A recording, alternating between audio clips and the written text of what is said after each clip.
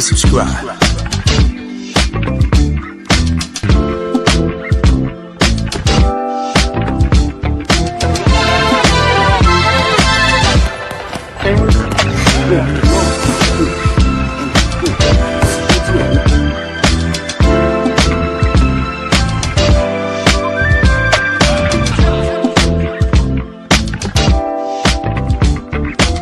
Subscribe to my guy, Uncle D.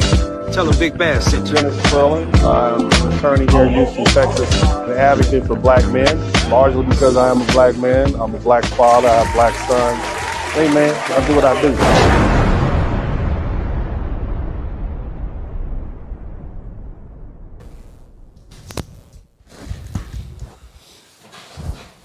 What's up, everybody? Welcome to the broadcast. Shout out to everybody in the chat room, man. I hope you all are having a great day. Shout out to my man, Mr. 43TX. Always good to see you in here, brother. As you guys know, I am an active dad, and let me tell you what I did today. Today, I woke up, okay, bright and early, and I went to Shotokan, and I participated too. After that, I had to, my wife and I had to go to a tire shop to get her some tires. Then after that, my sons went to jujitsu. And then after that, from about 1 o'clock to 4 o'clock, I went to my son's football practice, spring training, even though it's technically fall. So I'm here a little late tonight, man, but I hope you all appreciate the time and energy I spent. I want to make sure, I know you guys missed me last night. I tried to take a little time off.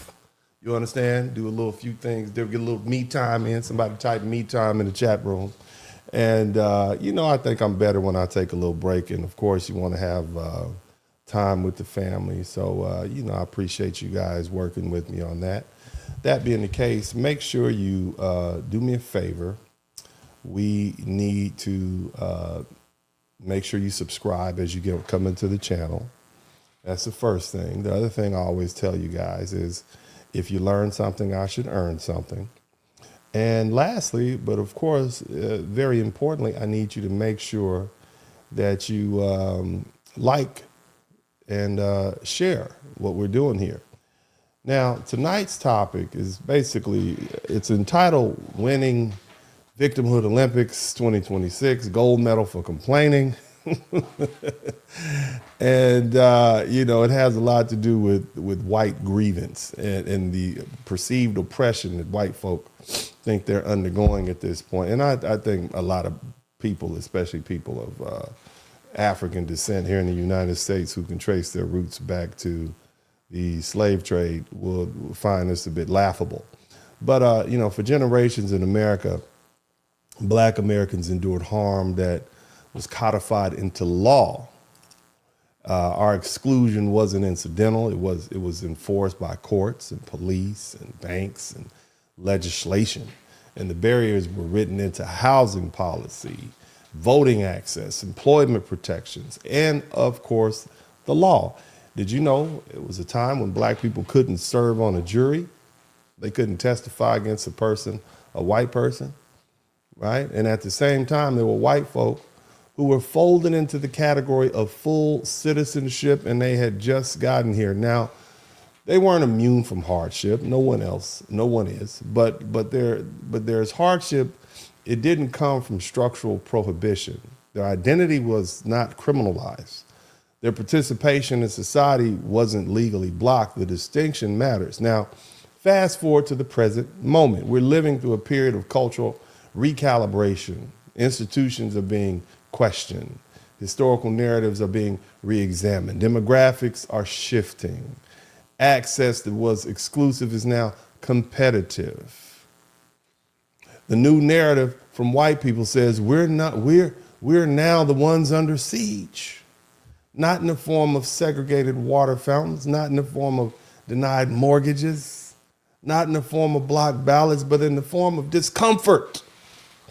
These are not the white people that our generations in the past had. These new white people are not as tough as the old white people. Nevertheless, they don't like to be criticized. You see? They're losing the uncontested dominance that they once had to say what they want to say when they want to say without hearing anything. And when you're used to occupying the center of the cultural stage, any redistribution of attention feels like displacement.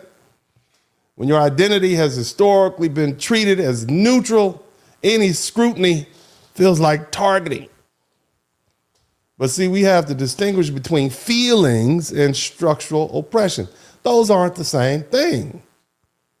I mean, white people's grievances is an interpretation of change that they don't like. And what we're seeing increasingly is the transformation of grievance into a claim of victimhood, not as personal feelings, but as a political identity. The language is telling, we're being erased, we're being replaced.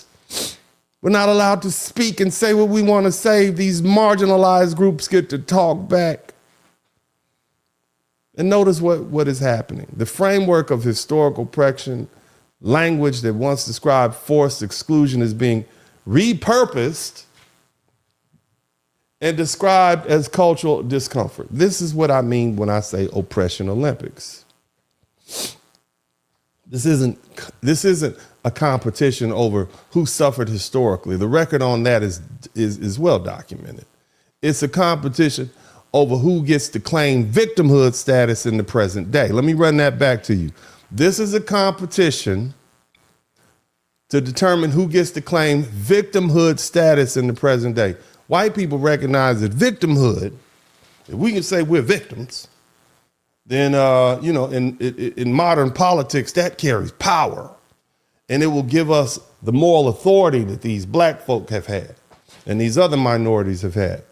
And on top of that, it attracts sympathy and it justifies a reaction, even if that reaction is an overreaction. That's what you see happening with ICE. Now, whatever your politics are, if you support ICE or not, hey, whatever. I'm just saying, just pointing it out to you.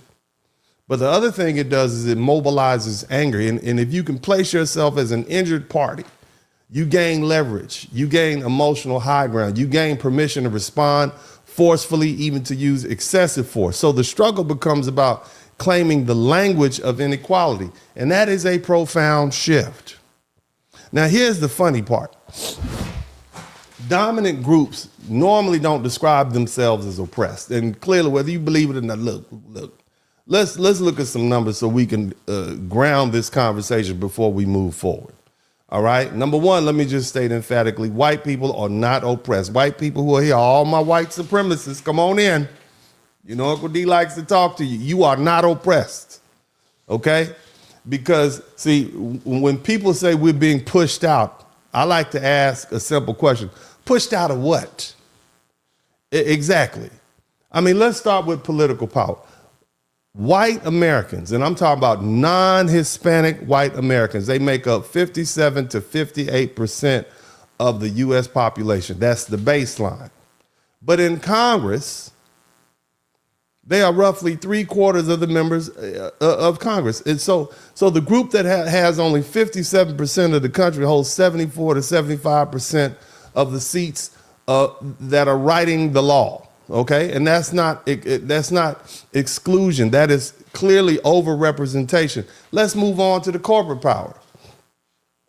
About 500 Fortune 500 companies, the biggest corporations, or should I say, out of 500 of the Fortune 500 companies.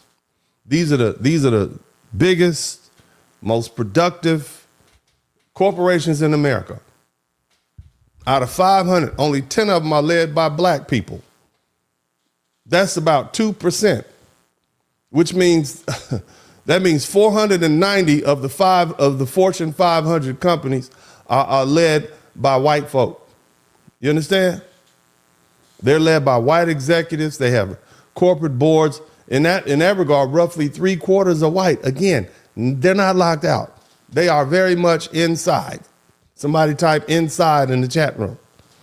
Now let's talk about wealth, because money tells the truth when emotions don't. White households control 80% of the total household wealth in the United States. That's 80%. The average white household has over $1 million in wealth. White While you're looking at black and Hispanic households, they have a fraction of that. The median white household, the middle, not the richest, has about 6 times the wealth of the median black household. That's not persecution. That is clear concentration. Homeownership. About 75% of white households own their homes.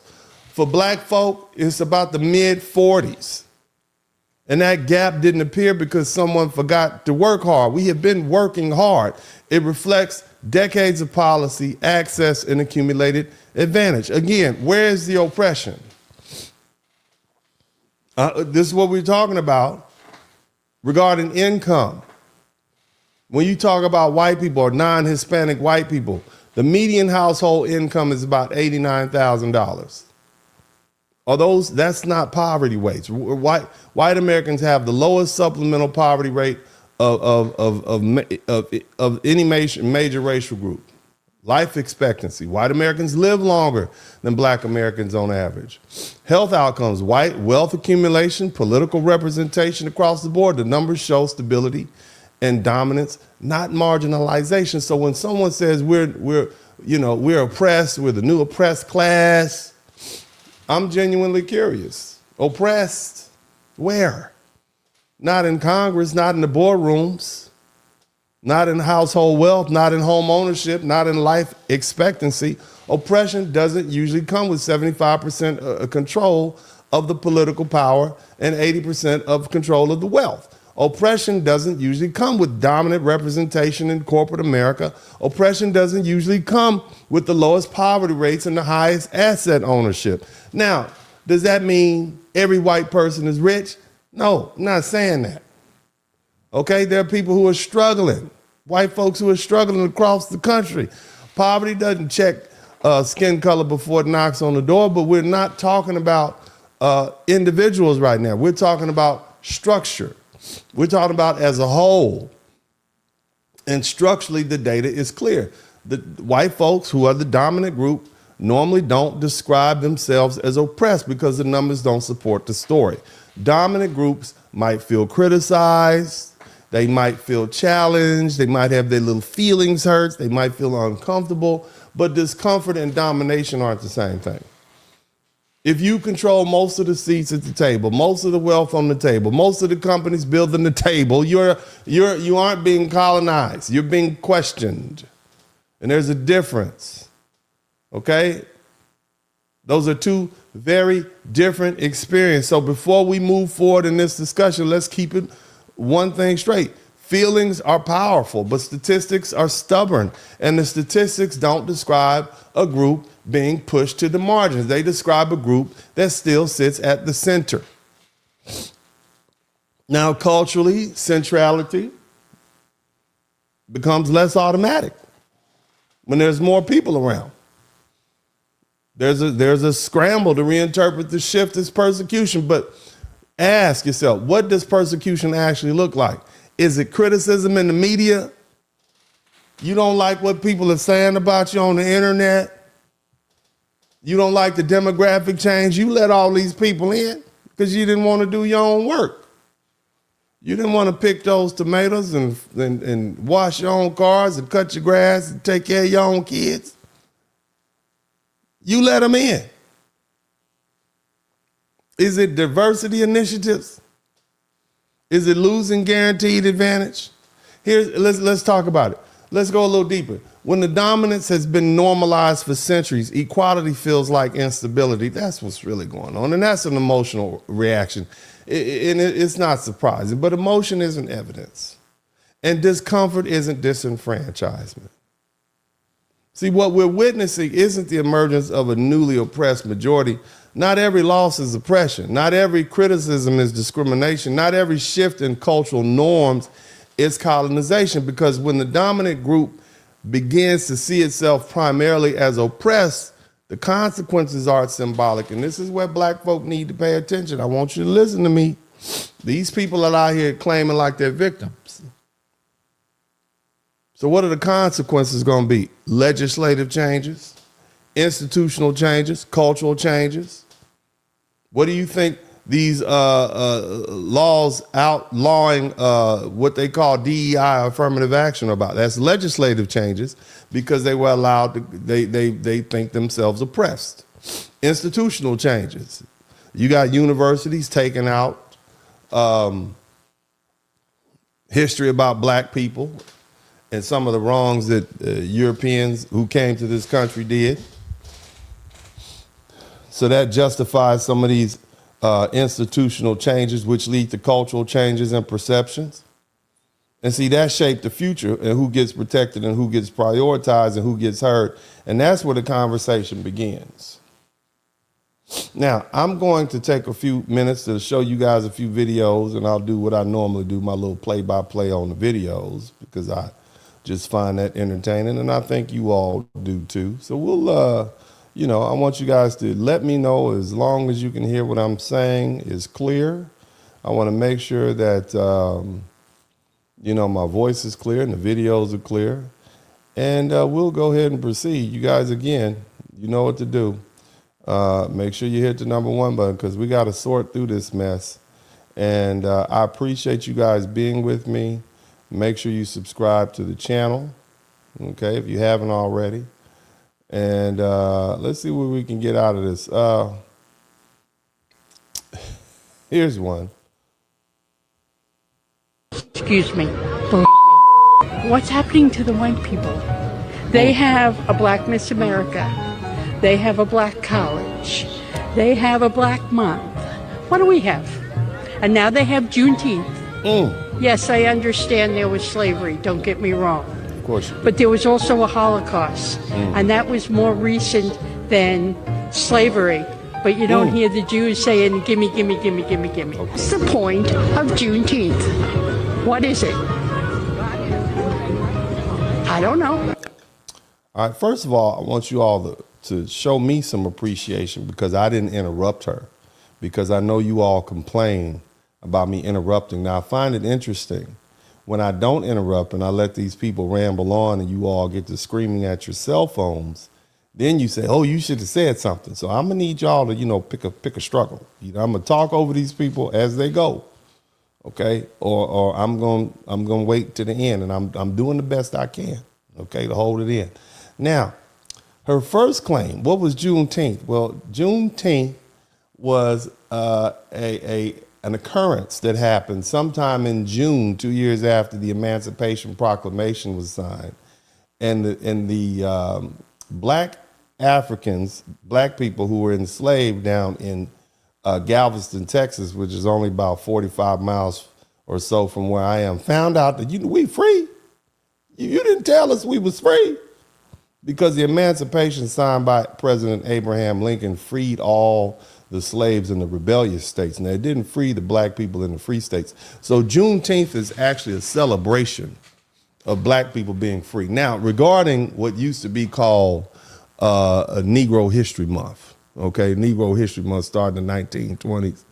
It expanded out to 20, you know, to a month. It's the shortest month of the year. February is the coldest month of the year. As you all know, we are a hot tropical people, okay? We are a hot tropical people. You all decided to give us the coldest month of the year. You didn't give us August, okay? You didn't give us August. August would have been a great month to have, because typically the Martin Luther King Day parade is in the coldest month of the year. Okay, and it has been very cold. We've had blizzards, and we really can't enjoy ourselves, okay? Nevertheless, Black History Month is American history, and you all should know it. Now, ma'am, black colleges, or what we call historically black universities, the thing is they happened because the white people wouldn't let the black people enter into their university. So the white people said, you know what? We just gonna give these folks some land grants and give them some sheds over here and a couple of chairs and some chalkboards. And we'll say, yeah, that's the equivalent of a university that we have. Now, the thing is, they didn't start off as colleges. They called them, the one I went to, Grambling State University, was called Negro Normal Institute of, I believe, North Louisiana. And it oftentimes we had teacher colleges and so on and so forth. But for the most part, they grew over time because our foundational Black American ancestors said, hey, you know what? If you guys are we're going to make the best we can. We're going to do the best we can. So everything that you mentioned that is an oppression of white people actually came about because white people were oppressing Black people.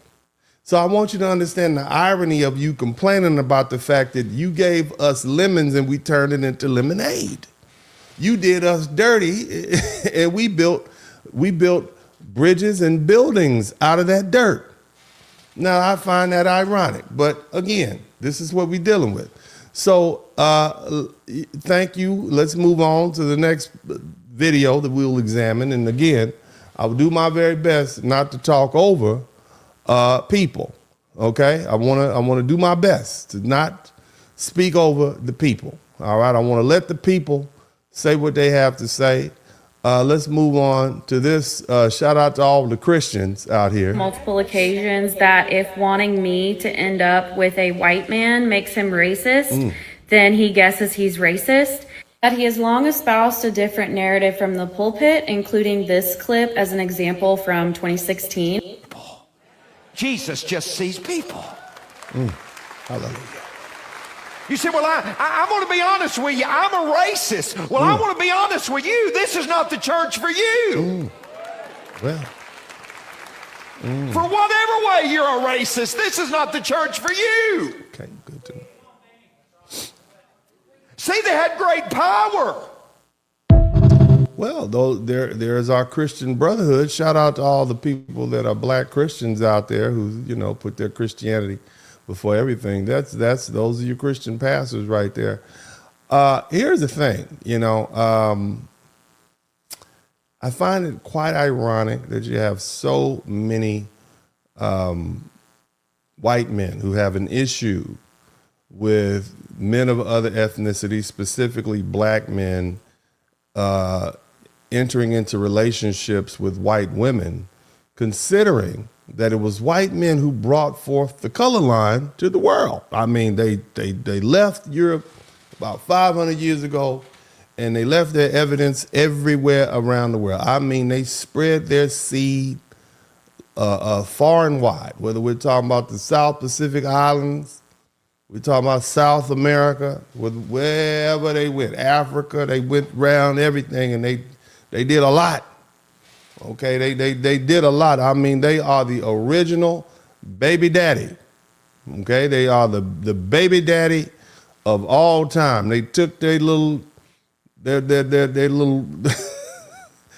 their little man sickle and stuck it in every woman of color they possibly could, and yet they complain about men dating their women. I just find that highly ironic. To me, it's almost like chickens coming back home to roost. I mean, white men have stuck their little popsicle in everything they possibly could, and they have a problem with other men doing the same thing to them. But hey, look, this is my thing. What's good for the goose is good for the other geese. I'm just saying, and that seems like it's what's happening here. But this is another video that kind of expresses that same sentiment. Shout out to What I would say very simply is that those of us who are born with this pigmentation have certain privileges, things we can take for granted. We have the safety, the security. So we don't want to lose this. Now, this also means that, and here's the unpleasant part, that so much of our safety, security, status comes from putting down Black people, saying we're not like them. So much of our safety and security comes from putting down Black people. So of all the people in the world, why don't the Samoans get picked on? Why don't you pick on the Samoans? Why is it that there isn't some anti-Samoan racism? Why is it anti-Black racism? I wonder what it could be. I wonder what it could be about Black people, probably Black men specifically, that makes you focus on them. Let's continue to do what we do. We're Europeans. We're more highly evolved. We've got talents they don't have. And that's where you get, the flip side of this, which really is the ugly side of racism. What is it? Well, How much does sex and sexuality really have to do with race relations, particularly between white men and black men? Somebody type sexual. Maybe we getting down. Maybe we understand. Hold on, sir. I don't know what this gentleman's going to say. Cover the children's ears. I've yet to ever review this video, so I don't know exactly what he's going to say, okay? But, I mean, that just came out of nowhere. What does sex have to do with it? I don't know. I'm going to let you tell me, because he looks like he's had a lot of some kind of sex in his life. I'm looking at him, and he looks like he is a professional on sex. So let's sit back, take your notes out, and y'all screen record this, and let's see what he says. Go. Well, if you take white men and black men, let's take it two ways. Okay. No, we don't want to take it two ways, sir. No, we don't want to take it two ways. Okay, we just, no. I don't like your language. I don't like your language, sir. Okay, you need to watch it. You need to watch your mouth over here. Okay, but go ahead and finish. Go ahead and finish, sir. White man is walking down the street, and he sees a couple. Mm-hmm. A very attractive black man, really masculine, and with him a very attractive white woman. Very white, we'll make her blonde, A very white blonde. He looks at that woman, and he wonders, this is the white man, what does she see in him? What do they do together? And it really drives us, up the wall. The white man sees an attractive black man and a blonde-haired, blue-eyed white woman, and you wonder, he wants to know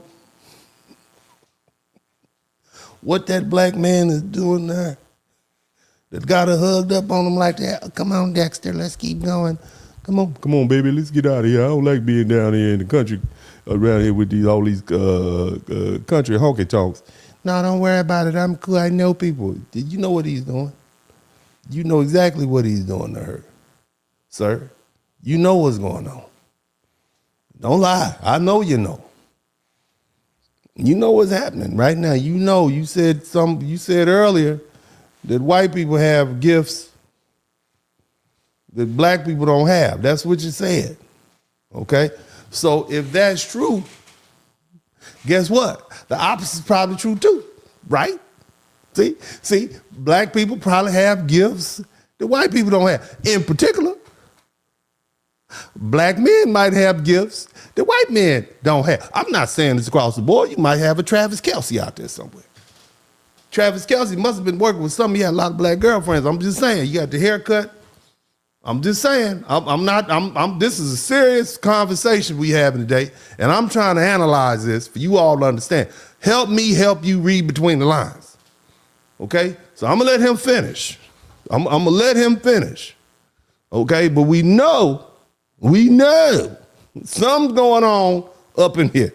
All right? Go ahead and finish, little bald head white man. Go ahead, sir. Because she's a woman who could choose, a white guy, but she chooses a black guy. And that really bothers us. And as a result, what we want to do is some way take that black man away, because we begin to say, hey, is she having a better time with him, in various ways than she can with me? And so he's competition for us. And you know how people react to competition. How do you rise to the level of the competition? How do you react to competition? We know how you react to competition. We know what you do. We've seen the photographs. You get your little lynch mob together, and y'all go have an unorthodox barbecue, and parts end up missing off of. We know your fixation. We know what the problem is. But whose fault is that? That's not our fault, sir. That is not our fault, and you, sir, have to understand that. Again, you said that, you got gifts. Everybody's got gifts. You got some gifts, and we got some gifts. It just seems like your woman likes our gifts a little bit better. I'm just saying, not my fault. All right, but is that what it can't be? I hope that's not what it's really about. Is that what it's really about? Everybody in the chat room, is that what it's really about? Is it really just does it come down to schlongs and tallywhackers and the fact that they're men feel inadequate? I hope not. I hope we're bigger than that. Crime, the most black on. I hope these high IQs, I hope it didn't come down. I hope y'all can think through that.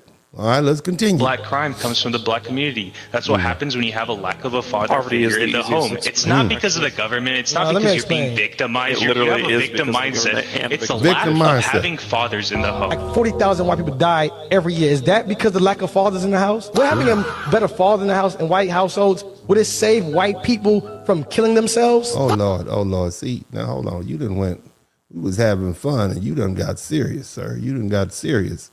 Shout out to the Hebrew Israelites. That's one thing. Y'all will tell it. I was hanging out down here. They had a big Christmas tree. I was with my family. My family was going to sit up and take a little picture by the Christmas tree at the town square. And the Hebrew Israelites were sitting there. Esau. I'm like, damn, I can't even take a picture. Baby, just take them out the screen. Just take them out the screen. Well, you're an American Negro, brother. All right. Well, okay. Yeah, man. Come on. We just trying to take a picture in front of the Christmas tree, man. We know Jesus is black. Come on now. Let's just scoot over a little bit with your bullhorn. Leave me alone. I just want to take a picture by the Christmas tree. The first time I got the whole family together. No, brother. I'm like, all right, whatever. We just got in the Uber and went home. We like, I ain't about to argue with them, man. All right, but anyway, let's keep going. If black people are victims, if black people are inferior, then you ask me, how come America? This is a timeline of America. Mm-hmm. Slavery, Jim Crow. During that time, you had redlining, mass incarceration. You got New Deal programs. Your people got the GI Bill. Yes, Ronald Reagan sold drugs to black people. If white people are so much better than black people, and black people are the victims. If they so much better, why'd y'all need all that help? Why'd y'all need all that help? You had got a whole nation in the laws to hold black people back, and it still didn't work. We still built our stuff up, and when you saw our nice stuff all built up, y'all came over there and burned it down. Golly. And then you don't want us to talk about it, but here y'all mad. You got all the money, all the positions of power. Y'all complaining because somebody talking about you on the internet. You done lost 3 jobs out of 100, and you mad. You got 490 white people in the Fortune 500 companies, and you mad because we got 10 jobs. 10 jobs out of 500. This is why you're mad? You got 75% of the positions in Congress and you're mad. You've had all the presidents except one, and he was half of y'all. So really, we got 0.5 of a president. Y'all got 47 of the rest. What you complaining about? Golly, let's let this brother keep cooking. Then why do white people have to go all out their way to do all this? You should just let us be if we're not capable of doing anything. Yeah, that's a good point. You understand what I'm saying? If we just wasn't capable of doing anything, they wouldn't have all these laws in our way. We'd be like little babies just laying on our back, helpless, couldn't do anything. You see, that's the problem. That's the problem. You understand? Now, let's keep pushing. Let's listen to some more complaining. There's some more complaining. Of color. Yes. Yes. I am the daughter of immigrants. I am a Muslim. I am a feminist. I am a lefty liberal. I see your face.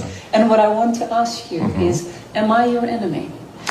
You're not subjectively my enemy, but what you are promoting will lead. He sounds so intelligent with his nose flared up like that. It's what you're promoting.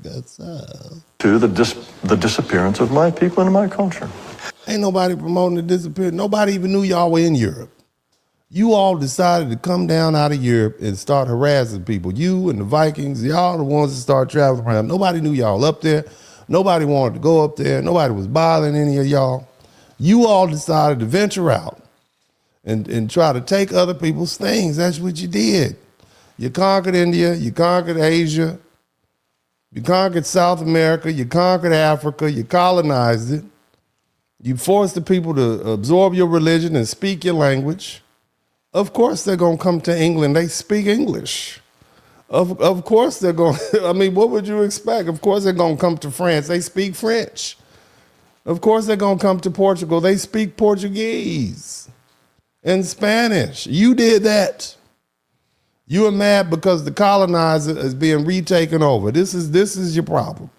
This is a self-inflicted problem, sir. I just want you to know that. Let him finish. Go ahead, sir. Please finish. And I will tell you this, it annoys me tremendously when I'm told by some immigrant or a child of immigrants that the only reason my country is worthwhile is because people like them have come here. It's as if to say, my ancestors built a... No, the only reason your country is worthwhile is because you went to those other people's country and stole their things. That's what happened. And you collected all the things from around the world, and you've been managing the resources and the people around the world, and you've been getting the money. That's what you've been doing. That's the truth. That's what you did. Okay, and now the people are like, hey, you're going to have to give us some of that back. Y'all going to have to give us some of our stuff back. You know, people putting you off the land, and now you're mad about it. This is our country. It wasn't really. You came and took it. And see, the problem is you don't have the numbers you used to have, and so on and so forth. So you can't just manhandle people. Other people have technology.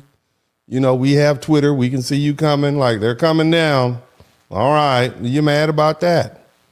This is a self-inflicted issue, sir. Heap. And I don't doubt your goodwill, but your goodwill is objectively going to lead to the oblivion of my people. I'm sorry, there is no other way to see it.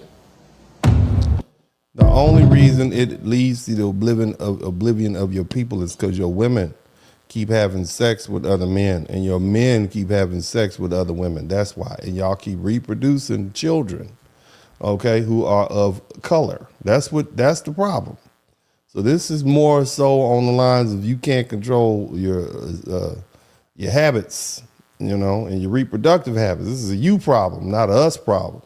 It's not our fault, okay? You need to pick a lane. Either you like us or you don't like us. But again, this is not our issue. This is your issue, okay? Let's keep on going. Let's keep on going. Let's hear what the black people have to say. We see if we got a black person in here to speak on it. Speak on it, baby. What you got to say? Europeans want an all-white world, but they can't survive it. Many European bloodlines are products of centuries of incest, a genetic collapse hiding in plain sight. Okay. Inbreeding increases the risk of genetic disorders. Yes. And birth complications. Anthropologists and geneticists, they know this. Diversity is essential for survival. I mean, that's true. That's true.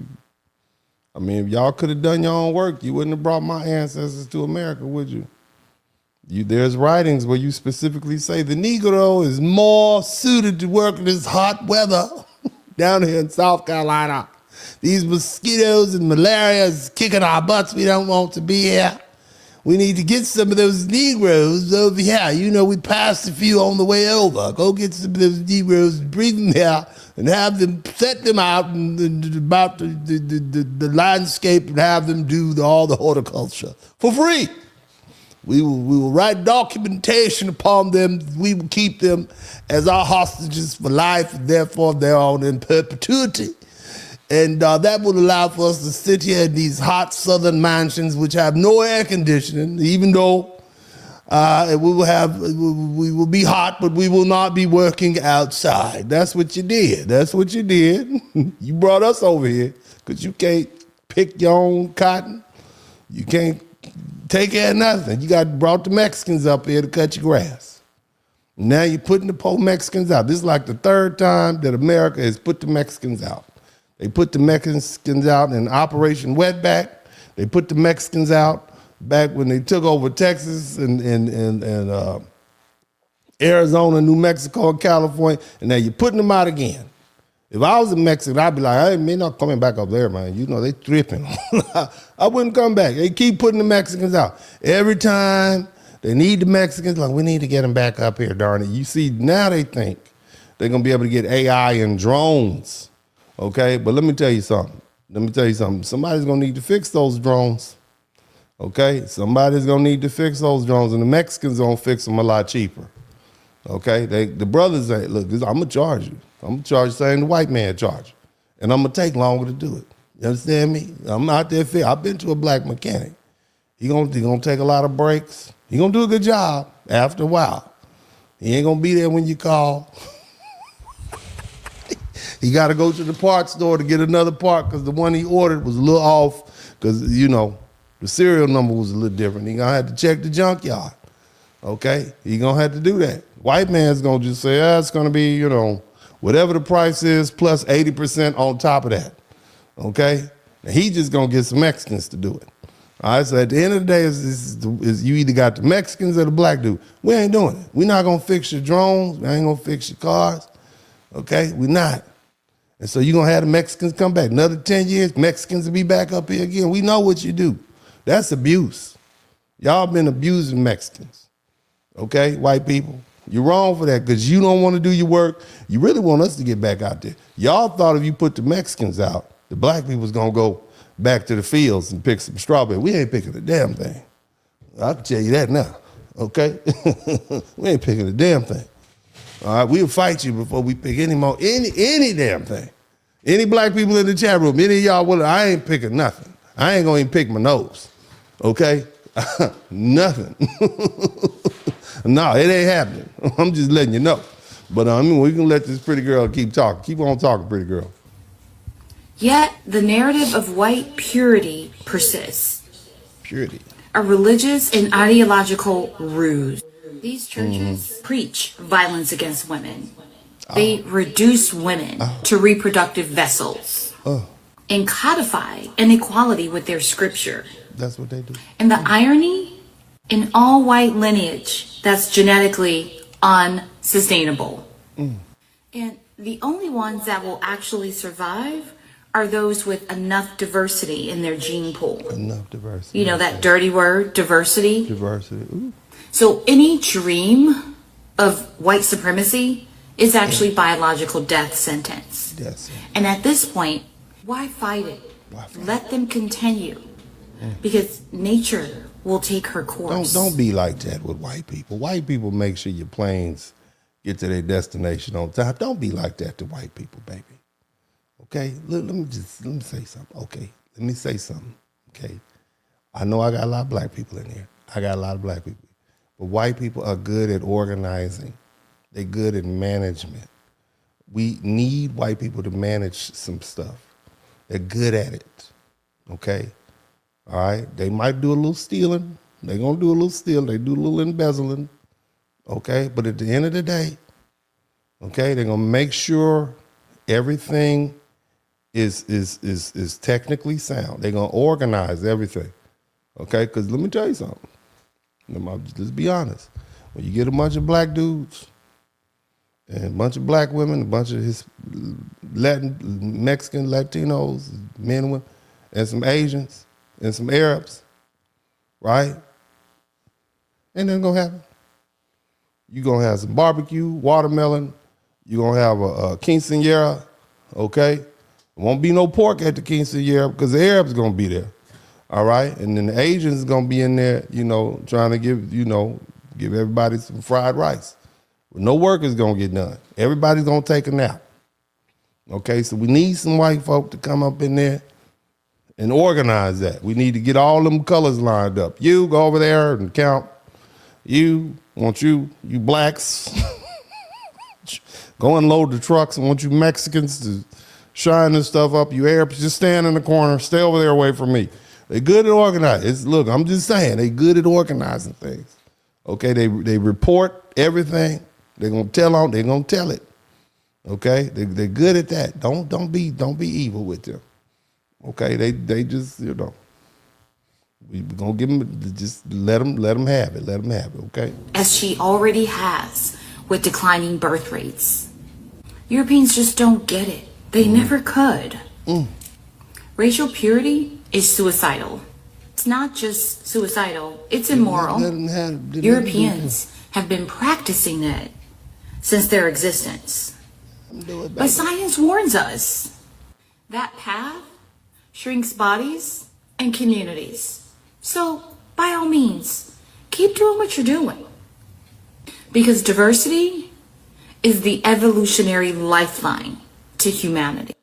Let them be white. If they want to be white, just let white people be white. I ain't worried about what white people do. I'm not worried about them. If they want to do what they want to do, let the white people be white and do what white people do. I ain't worried about them. But let's move on to somebody else. Let's see what else. Let's see what else we got going on here. I want to check this video out. Y'all hit the number 1 button if you can hear it nice and clear. Okay, hit the number 1 button. You can hear it nice and clear. Whole I bet y'all ain't ready for, but I don't care about your feelings. So let's go down it. How many marriages do you think ICE agents, Border Patrol agents are lavender, married to immigrant women? What is that, lavender?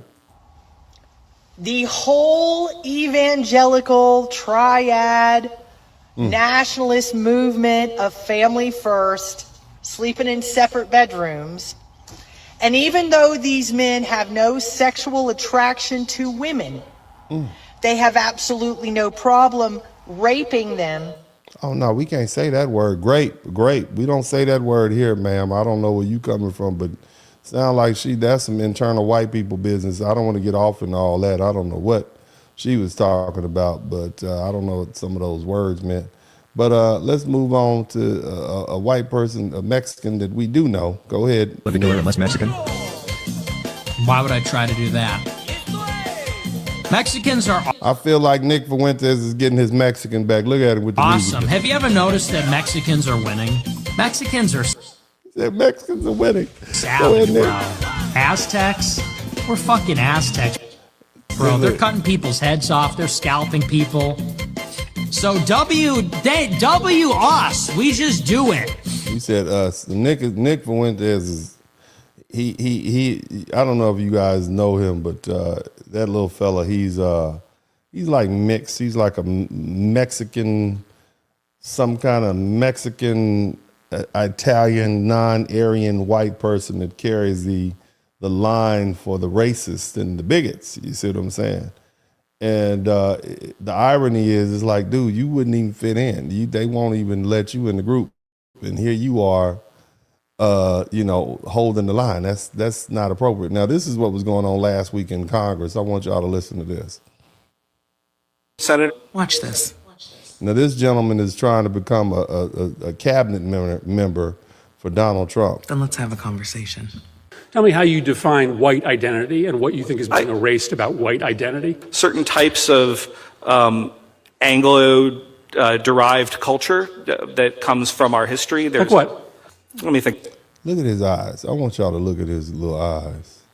Look at that shine. That looked like cocaine to me. Somebody type cocaine. I done seen crackheads before. Sir, you have a glossy look on your eyes. Did they ever find out who brought that cocaine to the White House a couple years back? Was that Hunter's cocaine? Whose cocaine was that? Look at them glossy eyes right there. That is that meth or cocaine? I want to know.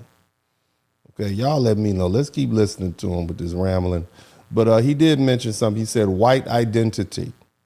When I go to look to the map, I don't see any country called white. I see Ireland, I see England, I see Scotland, I see Denmark. Okay, I don't see white. But let's keep listening. Derived culture that comes from our history. Like what? Let me think about this. Senator, I would say if you were to look at the book by one of your former Senate colleagues, Born Fighting, about the sort of Scotch-Irish. Look at his eyes, though, y'all. Look at those eyes. It looked like he put a whole bottle of Vaseline, Visine in both of those eyes before he got there. Military culture and certain, pride that went with that. That would be one example. Obviously, you could have sub-elements of that culture. You could have Italians, you could have Irish, and those are in many ways. The Irish and the Italians were not considered white, per se. They were treated pretty poorly, but go ahead. Yeah, but you're worried about white culture. You're not worried about, you're now retreating to ethnic identity. You don't speak about ethnic identity. You speak about white identity. So tell me the values. There is no such thing as white identity because there's no culture of white. White is an invention that showed up here in America to unify Europeans who came to this country so that they can maintain the color the color barrier so that they can maintain the social color system. It kept black on the bottom and white on top. Hey, you'll just be white so you can be over here with us. There is no white. Okay, yes, we have a white, but there's no white identity. There's no white culture because they come from these diverse European groups. I'm gonna talk about that a little later. Let's keep listening. That stitch together white identity and that make it different than black identity. I would say that the white church is very different than the black church in terms of its tone and style on average. Okay, now I want y'all to pay very close attention to this. The black church, I want you to listen to what he says about the black church, and I'm gonna let you listen to another video that lets you know how these white nationalists, these folk, think about the black church, okay? Foodways could often be different. Foodways? What do you mean, foodways? Look like you haven't missed any food anyways. That's what it looks like to me, but go ahead. Yeah. And those music could be different. And those are being erased. Music could well, I can't get over this man's be differently if you look at the Super Bowl halftime show, which was not in English this year. So our ability to access white churches or white food or white music is being erased. So a white nationalist. You hear that? That's who's on Trump's cabinet right now. I mean, you know, it is what it is. They are coming out the woodwork. But let's move on. I want you to listen to this video because it talks a little bit about their perception of the white church. And white people are snitching and telling on each other left and right. I want you to hear what this little lady says or listen to her video. Thousands of people, Christians, calling me a racist, saying that I hate people. I haven't even taken the time to watch the show to see that one of my co-hosts is interracial. Oh, these are deceitful, mean-spirited people. Sorry to hear that, Joel. How dare they take your words out of context? Let me do some research for you and prove them wrong. I just want y'all to listen to all this victimhood. Oh, me. Everybody, me. Stop. Me. Listen to this, man. Let's keep going. If you go into a crowd of strangers and they're white strangers, there's some danger. If they're black strangers, there is 30 times more danger. Okay, Joel, that was pretty racist. But what about if you're a child? I think there's more danger if you go into a group of whites. For instance, I'm saying, what if like you were on an island called Epstein Island and you were a white child? I think it would be pretty dangerous, sir. I think there's 100% chance that something atrocious would happen to you. I'm just saying, okay? But anyway, let's keep going. Go ahead, little lady. Try the next clip. About 90 to 95% of the black church in America is objectively, by the standards of Scripture, heretical. Did you hear what he just said? You hear what the other fella said? The black church is different. And this dude just says it's heretical, which means it's for everybody who's slow. It's against Jesus. Okay, it's against the Lord. That's what they're saying. Okay, it doesn't even constitute a true church. Okay, it's not even a true church. Black church, all you black folks, your church is not even a true church according to these white folks. The black church is making them a victim. Anything that empowers any person of color is oppression to these new white people. Somebody type new whites in the chat room. You new whites, y'all not like Bull Connor. You know, the generation that came before us, they got some real white people. They got tough white people. Okay, you all, this is some soft white. They don't like words. That's also pretty racist. What should I say to my friends who attend the black church? If you listen to the message and you believe what they're saying, you will go to hell. You're going to go to hell. Now, as I recall, was Jesus white? Because I don't even know if Jesus was even white. I mean, I think Jesus was from like Africa extension. And if I recall, because I hadn't read my Bible in probably 2-3 hours. And but I think that Jesus hid in Egypt. And at that time, Egypt was black as hell. Okay, it was black as hell. It was still black Egypt. And if he was able to hide in black Egypt with his daddy and his mama, and nobody knew, that probably meant that he was black. So you telling us that the black church, which Jesus was the black man that you all worship, you telling us that this is heretical, even though, by my recollection, Christianity was on the continent of Africa before I ever even got to Europe. I think Christianity was in Africa in was it 1 AD or something like that? I don't know. I'm sure it's some Hebrew Israelites in here somewhere, some better Baptists than me. But I'm gonna let them go ahead and finish.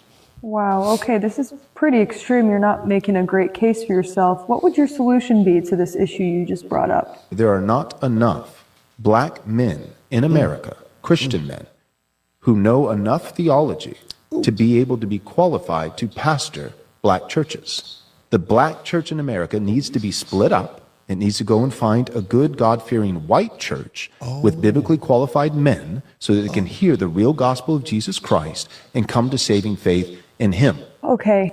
Okay, so you saying that the black people in America need to go to a white man to learn the lessons that a black man was teaching other black and brown people around the Middle East. That's what you're telling us. That's what it sounds like to me. Did you all pick that up? Maybe I didn't. Did I hear it wrong? Did I hear it wrong? I'm not necessarily certain. I don't want to listen to it again. But don't y'all appreciate me for letting them finish talking? Or y'all should show me that you appreciate me for not interrupting that foolishness. But let's continue. That was also like super racist. Do you have any last words to defend yourself at all? Do you like one over the other? And one was a young white dude and one was a young black dude. And I said, I prefer the young white dude. And this is why.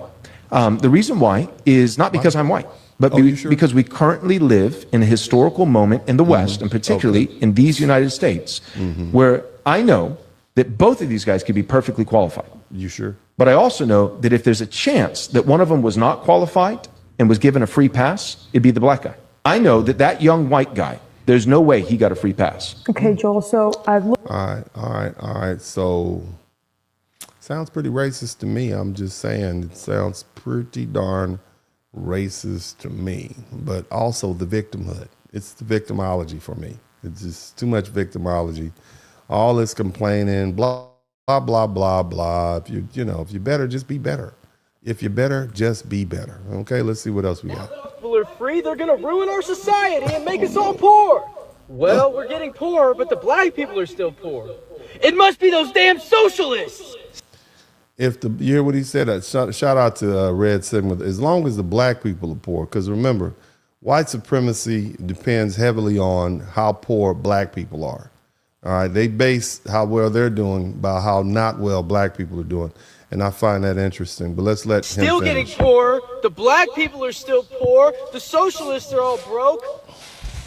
The Muslims attack, invade their country. Still getting poor. The black people are still poor. The socialists are still poor. All the Muslim countries are poor. What's going on? It has to be the illegal immigrants. We're all still poor, and there's a global pandemic.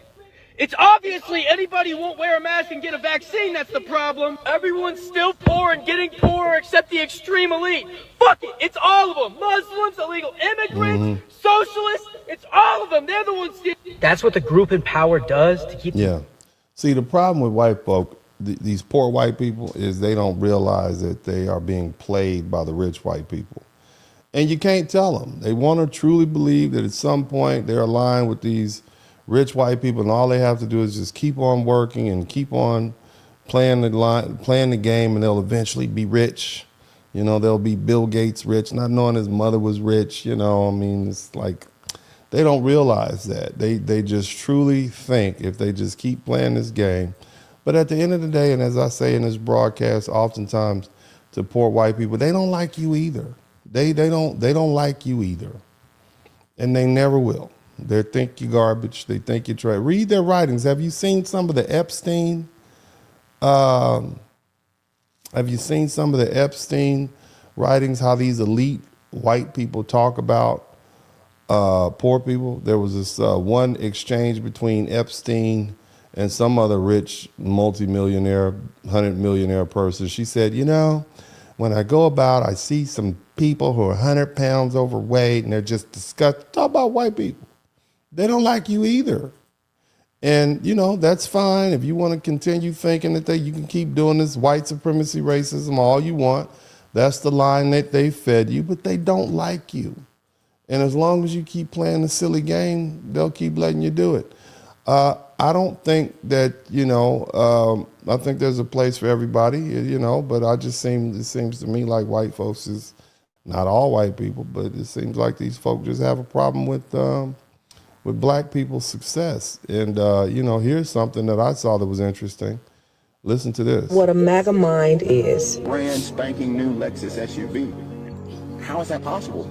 Integrate into the same neighborhood that I worked my entire life to get into. I don't understand it.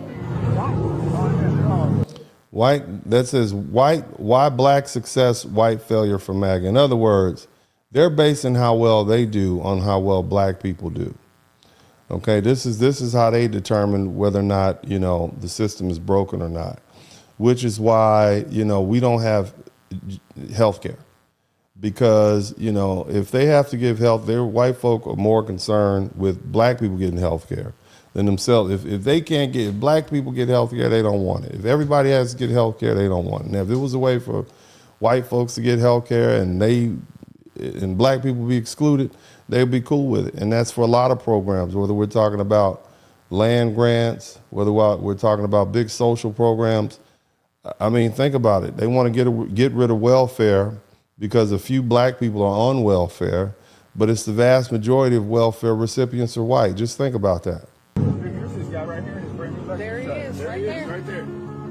That guy right. It's what Make America Great Again has always meant to certain. They worried about him driving a nice car in their neighborhood. People. It's never been. This burns them up. Just think about that. Patriotism. It's always been about. That might be a lease. His mama might have gave him that car. That might be his mama car.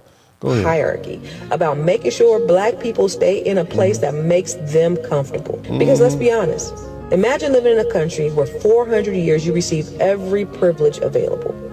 Free labor for almost 2 centuries, millions of acres of free land through the Homestead Act, government assistance when black folks were excluded, white veterans received GI Bills that sent them to college when black veterans who served the country faithfully did not, white homeownership through FHA loans that black people didn't get while black families were redlined into poverty. There was affirmative action for white folks long before the phrase was ever even created. Yeah. Let me name a few more. Tax benefits, union protections, government contracts, Social Security programs that originally excluded black labor, corporate subsidies. And I'm going to talk about that too. Banking systems built on predatory denial of black access, policing designed to guard white prosperity, and the unspoken privilege of always being seen and deserving. And all that for generations. And yet here we are, after everything designed to hold us back. We still here. We still here. It makes them a failure. We're still just think about that. They base their success on how bad off you doing. That's some haterism. Somebody type hater in the chat room. Educating ourselves, still building businesses. It makes them a failure. Still growing wealth, still buying homes, still pulling up in our Lexuses. That makes them a failure. We still thrive in the ways this country has never planned for us to thrive. And it makes them feel like failures. Make them feel bad. Why y'all worried about what other people do? Because that's what they are. That's why it bothers them. Because to them, our success is what it is. It makes them failures. They feel better when they can look down on us. They feel safer when we have to struggle. They feel whole when we are broken. So when they say Make America Great Again, what they are really saying is let's go back and reset the hierarchy. Let's put them back in their place, which is beneath us. Let's strip away any progress that they've made. Let's take away all their rights, all their opportunities, all the wins that make them feel equal. Because for us to feel equal, it makes them feel like we still don't feel equal. We just work around it. Okay? That's what you need to understand. Failures. Because they've had every advancement known to man, and yet here we are. And that's why our excellence is so powerful, y'all. Because every time we disrupt a narrative they depended on for 400 years, every time we win and we break the system that was never designed for us to succeed, every time we shine, we expose the weakness of a structure built on stolen labor, stolen land, and stolen wealth. It's their failure. This is why our success is revolutionary. It's not just about your car, your house, or your lifestyle. It's a reminder that despite every barrier placed in our way. Now, this is a black neighborhood she rides through. Look at these big, beautiful homes. This is in Bowie, Maryland, where all these successful black people are living. You can't keep us down. God obviously loves us. And that's why we are successful. You're not going to be able to stop that through your little systems and programs. It just can't die. Not on this earth that we live on. Not on this planet. It's just not going to work. We're native to every piece of land on this planet. You can't hold us back as black people. It's not gonna work. But anyway, we always gonna shine and rise. The whole world looks at us and sees us. And as long as you got a black man and a black woman on this planet, they're always gonna look to us. There's nothing you can do about it. We still here, thriving, winning, and redefining greatness in our terms. And they're still what they are.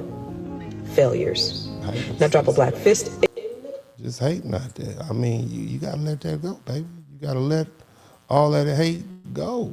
There's nothing you can do about it. There's nothing you can do to stop black people from being successful. You've tried everything. Okay? You've tried everything you could. And none of it worked. None of it worked. And it's gonna keep not working. Let's keep listening to these people. Constantly being replaced. I go to a school, I don't see my people there. You know, your people, who are your people? Who are your people, little furry-faced man with a premature bald spot? Who are your people? Who's claiming him? I mean, I don't see other white people that look like me and other... They don't want to look like, the other white people do not want to look like you, sir. Christians that have other values like me. In the city I live in, there is a 90... Do y'all want to look like this white man? Where are the rest of the white people at? Is this the type of white man you want to look like? Is that who you want to look like? Okay? I hope not. I mean, I hope not. I hope you want to aspire to look not like him. Okay? You got a neck beard. Okay? You got the nostrils look like they've been pinched. Okay? Living in his mama's basement. Playing Call for Duty, calling 12-year-olds the N-word. That's what he's doing. With a American flag do-rag on his head. Okay? And your collar's popped up on the right side. So you just borrowed somebody's coat and put it on so you can kind of look decent for this interview. That's what you did. The collar on this man's left shoulder is popped up. Sir, you put the do-rag on your head to hide your scalp because you got a premature bald spot. You probably hadn't had a haircut. You look dusty. Okay? You look musty and dusty, sir. Okay? I'm just letting you know. You're not the white person that people want to look like. 10% white majority and a 10% minority of others. At my school, it's 50-50. I just don't feel like Trump's representing my best interest, and he's not helping white people. 50-50 is not representing you. What do you mean? 50? So basically what you're saying, you wanted to go back to 10%. So in other words, if there was a game, let's say a game, football game, you want to have 9 players on the field and the other person has 1. That's what you feel is fair. That's in your best interest. I don't know about that. I think this is the real world. I think you're living in the real world, sir. Go to school. He focuses on all these other communities. I'm the best. And you look, man. I mean, can I get some burpees in here? And here you are. This is your crew. This is your crew. This is what y'all doing. All y'all got the Betsy Ross on your head. This is what y'all doing. Not good examples. Not good examples of white masculinity here. President for black people. I give to HBCUs. What are you doing for the white man? The white man is struggling too. Do you feel you're being a little... The white man has 75% of the positions in Congress. The white man holds 490 CEO jobs in the Fortune 500 companies. The white man owns 90% of the wealth here in the United States. What is the white man missing? Maybe you're just inadequate because the rest of the white people seem to be doing great. How about that? To just be honest, it look like the rest of the white people doing good. You just not doing good. And you mad because there's a couple of black people doing better than you riding around with their little Mercedes-Benz like that. That's what you mad at? Go get you one. First of all, you need to do some sit-ups. That's what you need to do, sir. Racist right now? No. No? I feel like I'm advocating for my people. This country was built by white people. It was built by white people. You wasn't the white people that built it. I can say that for sure. Your white people just showed up after it was built. I can look at you. You ain't built like the white people that built it. Okay, so you look like the white people that showed up in 1919 from some country somewhere in Southern Europe, okay? You are not them, respectfully. Matter of fact, you look like a hippie that smoked weed at Woodstock, actually. But go ahead. By Native Americans. Native Americans did help, and I think we did them very well. The Native Americans helped. The Native Americans didn't build a damn thing. They was running and shooting and living in teepees. You know who built the black Native Americans built it. And we should have given them reparations. They were killing each other. We brought over the Christian society. Y'all brought peace and tranquility at the end of a musket to the Native American. Boy, they have a distorted way of looking at it. All the founding fathers were Christian and white. All the founding fathers and slave owners. Let's throw that in there. And they were also slave owners who, while they were being founding fathers, they had their farms tended to by black people. Let's not forget that, sir. Let's golly, it's getting very convenient out here with the forgetful history lessons here. I guess they took history out of the school. Let me tell you what the problem is. Okay, the problem is that your deeds are coming back to you. Okay, that's the problem. I understand what's wrong. Okay, here's what's wrong. Listen to old Tucker Carlson. Numbers. So here's what they were. The biggest city in the United States then and now is New York City. Mm-hmm. New York City in 1950 was 90% white. Mm-hmm. 71 million New Yorkers out of 7.9 million were white. Okay. Chicago in 1950 was 86% white. Philadelphia. Now notice he only's talking about the cities. He's not talking about the rural areas where the people of color, black people and everybody else live. He's just talking about the major cities. Yeah, okay? Over 80%. Los Angeles, 94% white. 94% white. That's almost an ethno-state, actually, at that point. Detroit, Michigan, home of Ford, GM, and Chrysler, 84% white. Baltimore, steel and shipping capital of the Mid-Atlantic, 76% white. Okay. That was 1950. You know people who were alive in 1950. Maybe you were. Here are the numbers today. Baltimore, 27% white. Detroit, about 10% white, down from 84. Los Angeles, again, 94%, about 37% white now. Well, keep in mind, Tucker, the white people moved out of the city when the black people were invited to come to those cities.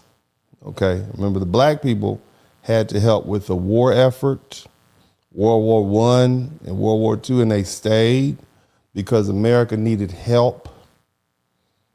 Building tanks and jeeps and clothing and supplying foods to our soldiers. Remember that? All the white men went overseas to fight. And so we wouldn't have won the war effort but for those men and women who are operating in those factories in those major cities that you're talking about. So whose fault is that? Maybe you shouldn't have gotten the war and we'd have stayed down south. Maybe that's what should have happened, Tucker. Now, Philadelphia, 36%. Chicago, less than 30%. Mm-hmm. And New York City, again, the biggest city in the country, is now around 30% white, down from 90% in 1950. Okay. Well, it is what it is, y'all. Y'all invited a lot of immigrants up here. So we're still looking at videos. You guys, let me know if you're enjoying the videos by giving me your comments in the chat room. Let me know that you are enjoying the videos that we're producing here. I go a long way to try to give you guys interesting videos that you can review. Let's continue. Let's continue with another video. I'm going to let me see here. I got one right here for you. I thought this was interesting. What white people really think about other white people. Americans. In Poland, white Americans are seen as very lazy. They're just really talked down on. Outside loud or obnoxious. Sydney, it's a pretty big tourist destination. Somebody talk about somebody say lazy in the chat room. White. So you saying the white people, the other white people think the white Americans are lazy. About right. Whenever you're kind of out and about, you can really tell when there's an American around, louder than everybody else, and usually complaining about what their food is. How about you? How do they talk about white Americans? Not in a good way. The stereotypes that everyone's obviously very fat, everyone's very rude. I walk through a bar and I go, sorry, excuse me. So this is what the white people in Europe think about the white Americans. Again, they don't like y'all. They don't like. I don't understand. Excuse me, really sorry, can I get past? Whereas Americans will just blow right past me, I wasn't even there. Do people talk about white Americans differently than they talk about, say, like black Americans? Pretty much. You know goddamn well they about to say, you're not going to get them to say that, but we know what you say. We ain't worried about it. We used to. It's just American. Veronica, how about you? They're definitely talked down upon. White Americans? Yeah. Dude, white people. We thought we were on top of the world, man. Here you are. You thought the whole world looked up to you, and they think you're a bunch of fat losers. Turns out we're lazy, we're dumb, we're fat. We're ignorant. We're like all these things. Oh my God. See, that's good to be black, isn't it? All right, go ahead. The stereotypes that you just listed, they're always saying those. I have an accent when I speak in Czech. I have an American accent. They're always like, oh, Veronica, you just said that word really funny. And I'm like, guys, I'm just trying to speak. Right. Just let me be. Right. Sophia, how about in Canada? I think they're dirty. They like always talk about like politics in the U.S. This is what white people in other countries think about our white people. How dare you talk about our white people like this? But go ahead. So dirty, mean. Yeah, lazy. So add that, white people, add that to the list. You're also mean. Everyone there is so nice, and they like will go up there, and it's like a culture shock. Just Americans. Yeah. I don't get a pass because I'm white. No. It's like, how about you? I mean, you guys, that black people are the only group of people that have been able to deal with our American-based white people this time. You know, for this much time. I just find that interesting. Not bad at all. It's not bad? Not bad at all. In Georgia, we're really known for our hospitality. And your food, by the way. If we have someone from a different country come, especially America, you can expect getting free food, free drinks from a lot of people. Do you make distinctions between different Americans? I would say older people in their 70s and 80s who were part of the Soviet Union. There's more racism between them. More racism against who? African Americans. The younger generation, though, if you're an American, and you're welcome. If he showed up at a bar in Georgia, be like, oh, dude, you're American. People would buy him a drink. 100%. Do you have any questions now? I would. So y'all get the point, you know what I mean? So it's not just black people in America that have these perceptions about white people. I mean, they talk crap about you, but you don't say anything to them, right? You just give us a hard time. And it's not just black people addressing white people in their habits. Let's keep listening, though.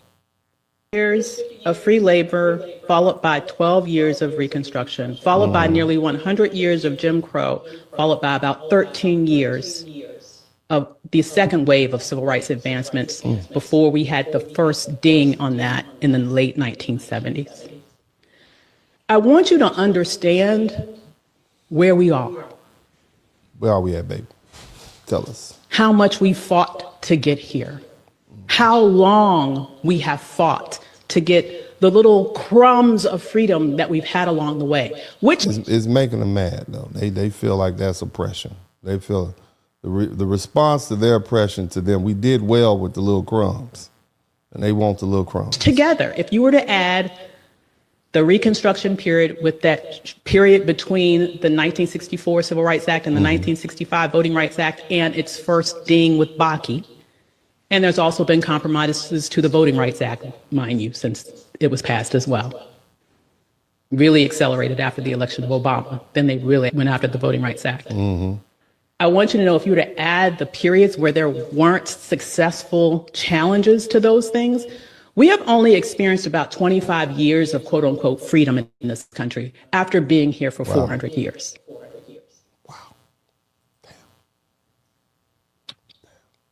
Good point, baby. You made a good point. You look so smart. I don't know about you. You look so smart and pretty. Go ahead.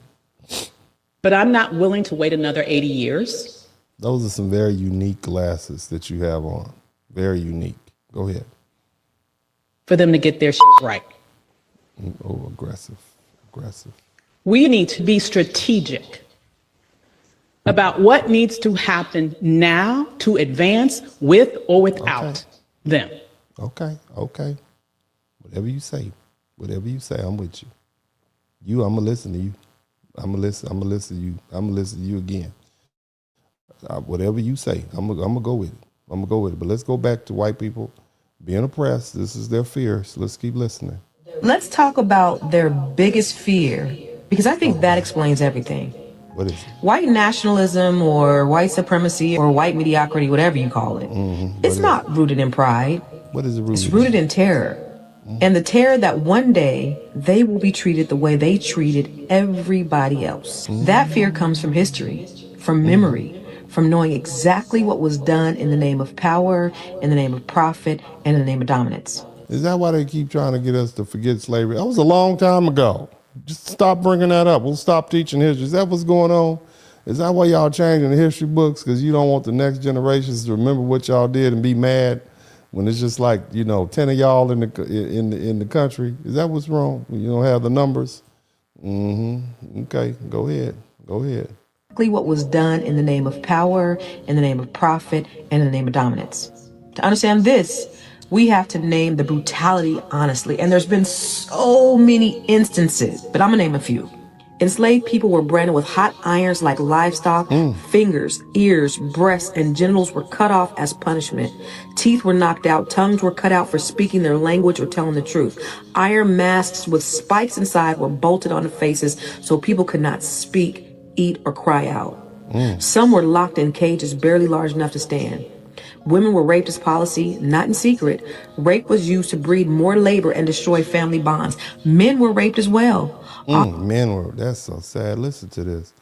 Shout out to Jeff Henson. He said, let me guess, you're preaching racial hatred because you're against racism, right? Son, you need to wake up. No, I'm just playing videos, Jeff. Often publicly to break their spirit and strip them of dignity. Husbands were forced to watch their wives violated. Parents were forced to watch their children beaten, sold, or killed. Pregnant women were whipped until they miscarried. Others were worked until labor began and sent back into the fields hours later. Babies were used as leverage. Crying children were silent. Now, I know people don't like to be reminded of the atrocities that they committed in the past, but you're going to sit down here and take your talking to. You're going to listen to this, okay? It's about time you sat down and grew up and listened, and this is just the reality that you lived in.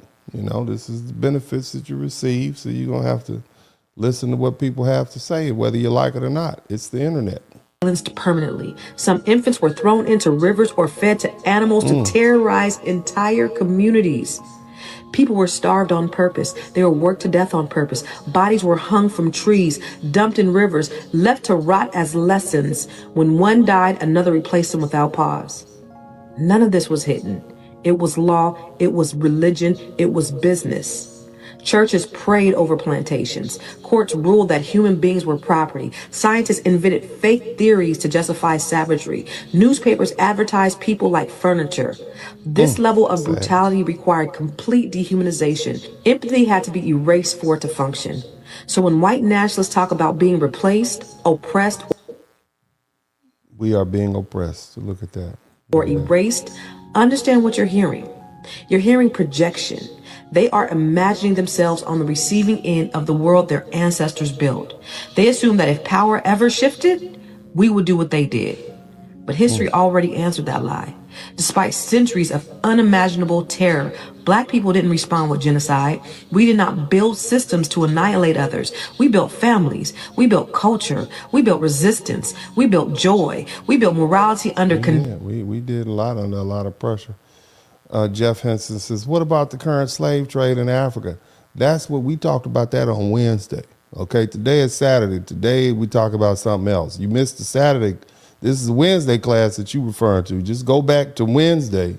That's when we talked about that. Okay, because see, we talk about everything here, Jeff. Okay, don't interrupt the class anymore. Others are listening. Don't be rude, Jeff. Okay. Conditions designed to destroy it. Black history is not a story of revenge. It's a story. This is the white people standing around this man being burned. I want you to understand that these folk are posing for a camera and they're smiling. They used to send this stuff around on postcards.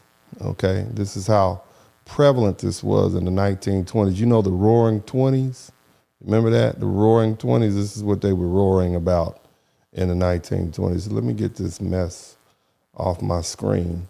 So again, we got a lot of these white people complaining. It's all this victimhood, all this whining and complaining and just, people are just tired of it. Cut it out. Let's keep listening To the victimhood Olympics. The whole point is to humiliate and degrade the indigenous population of the British Isles, the white population. I mean, that's the whole point. And are they really going to do something about it? What would that be exactly? You'd really have to force a lot of people to go back to their countries of origin, millions of people, and you need to do it really soon. And what if they forced all the white people to go back to their country of origin? So is that what you want to do, to send all the white people home? Is that? I mean, I don't think they're going to go anywhere, Tucker. I don't think. I'm just saying. And are they actually willing to do that? I don't know. But these are existential questions that we have been browbeat into ignoring for decades. But the question is, like, is Ireland Ireland? If it's majority non-Irish? Oh, shut up, they're Irish. No, they're actually not Irish. Same with the UK, same with England, Scotland, Wales. Like, it's all changing so fast. Nothing like this has ever happened in all of That's probably what the Native Americans said too, but history. Go ahead. Except when, say, the Mongols swept across the steppe and raped everybody. Like, that was true demographic change on this scale. Friendly.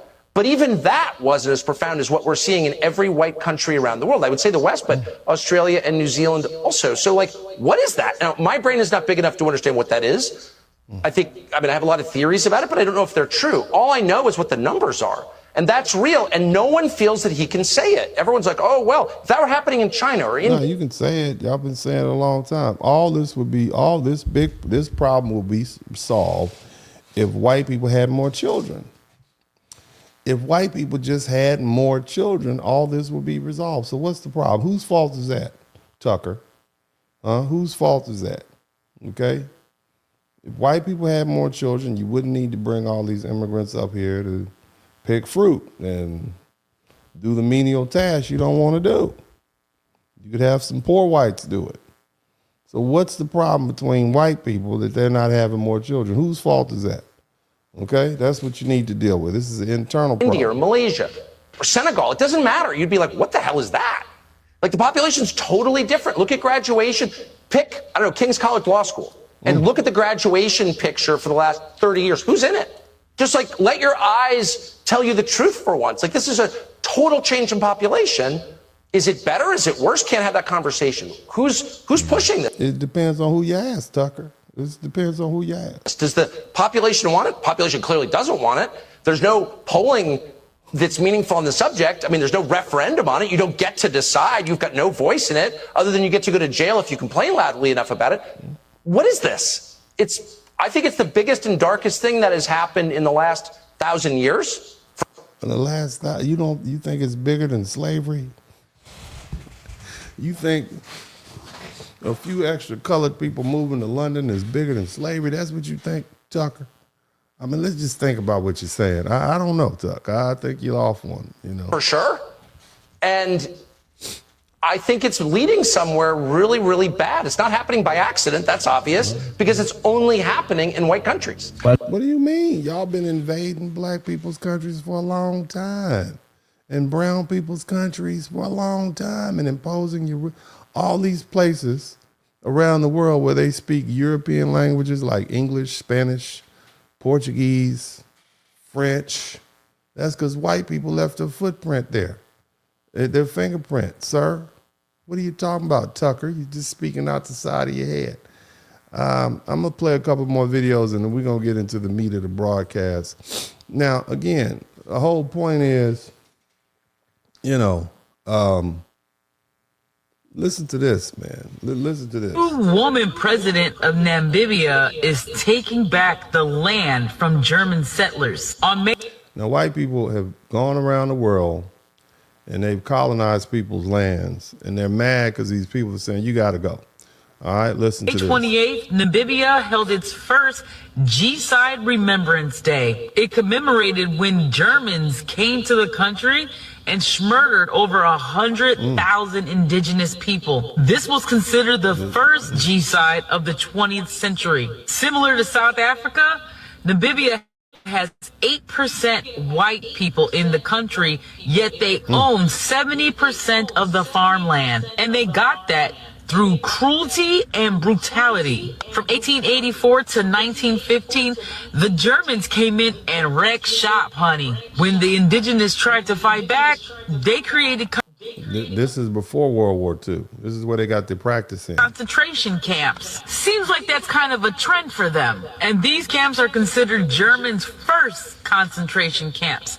You know, before Auschwitz, and the German military executed those that didn't want to give up their land. In 2021, Germany finally admitted to what they did there. Germany promised that they would pay them $1.2 billion or $40 million for every year. However, Germany has not returned the looted land that they stole. So now, the government of Namibia said they're taking it back. And the German settlers are not very happy with that. Looks like Africa is starting to set a trend. They want their land back. No matter if it's South Africa or Namibia, you don't belong there.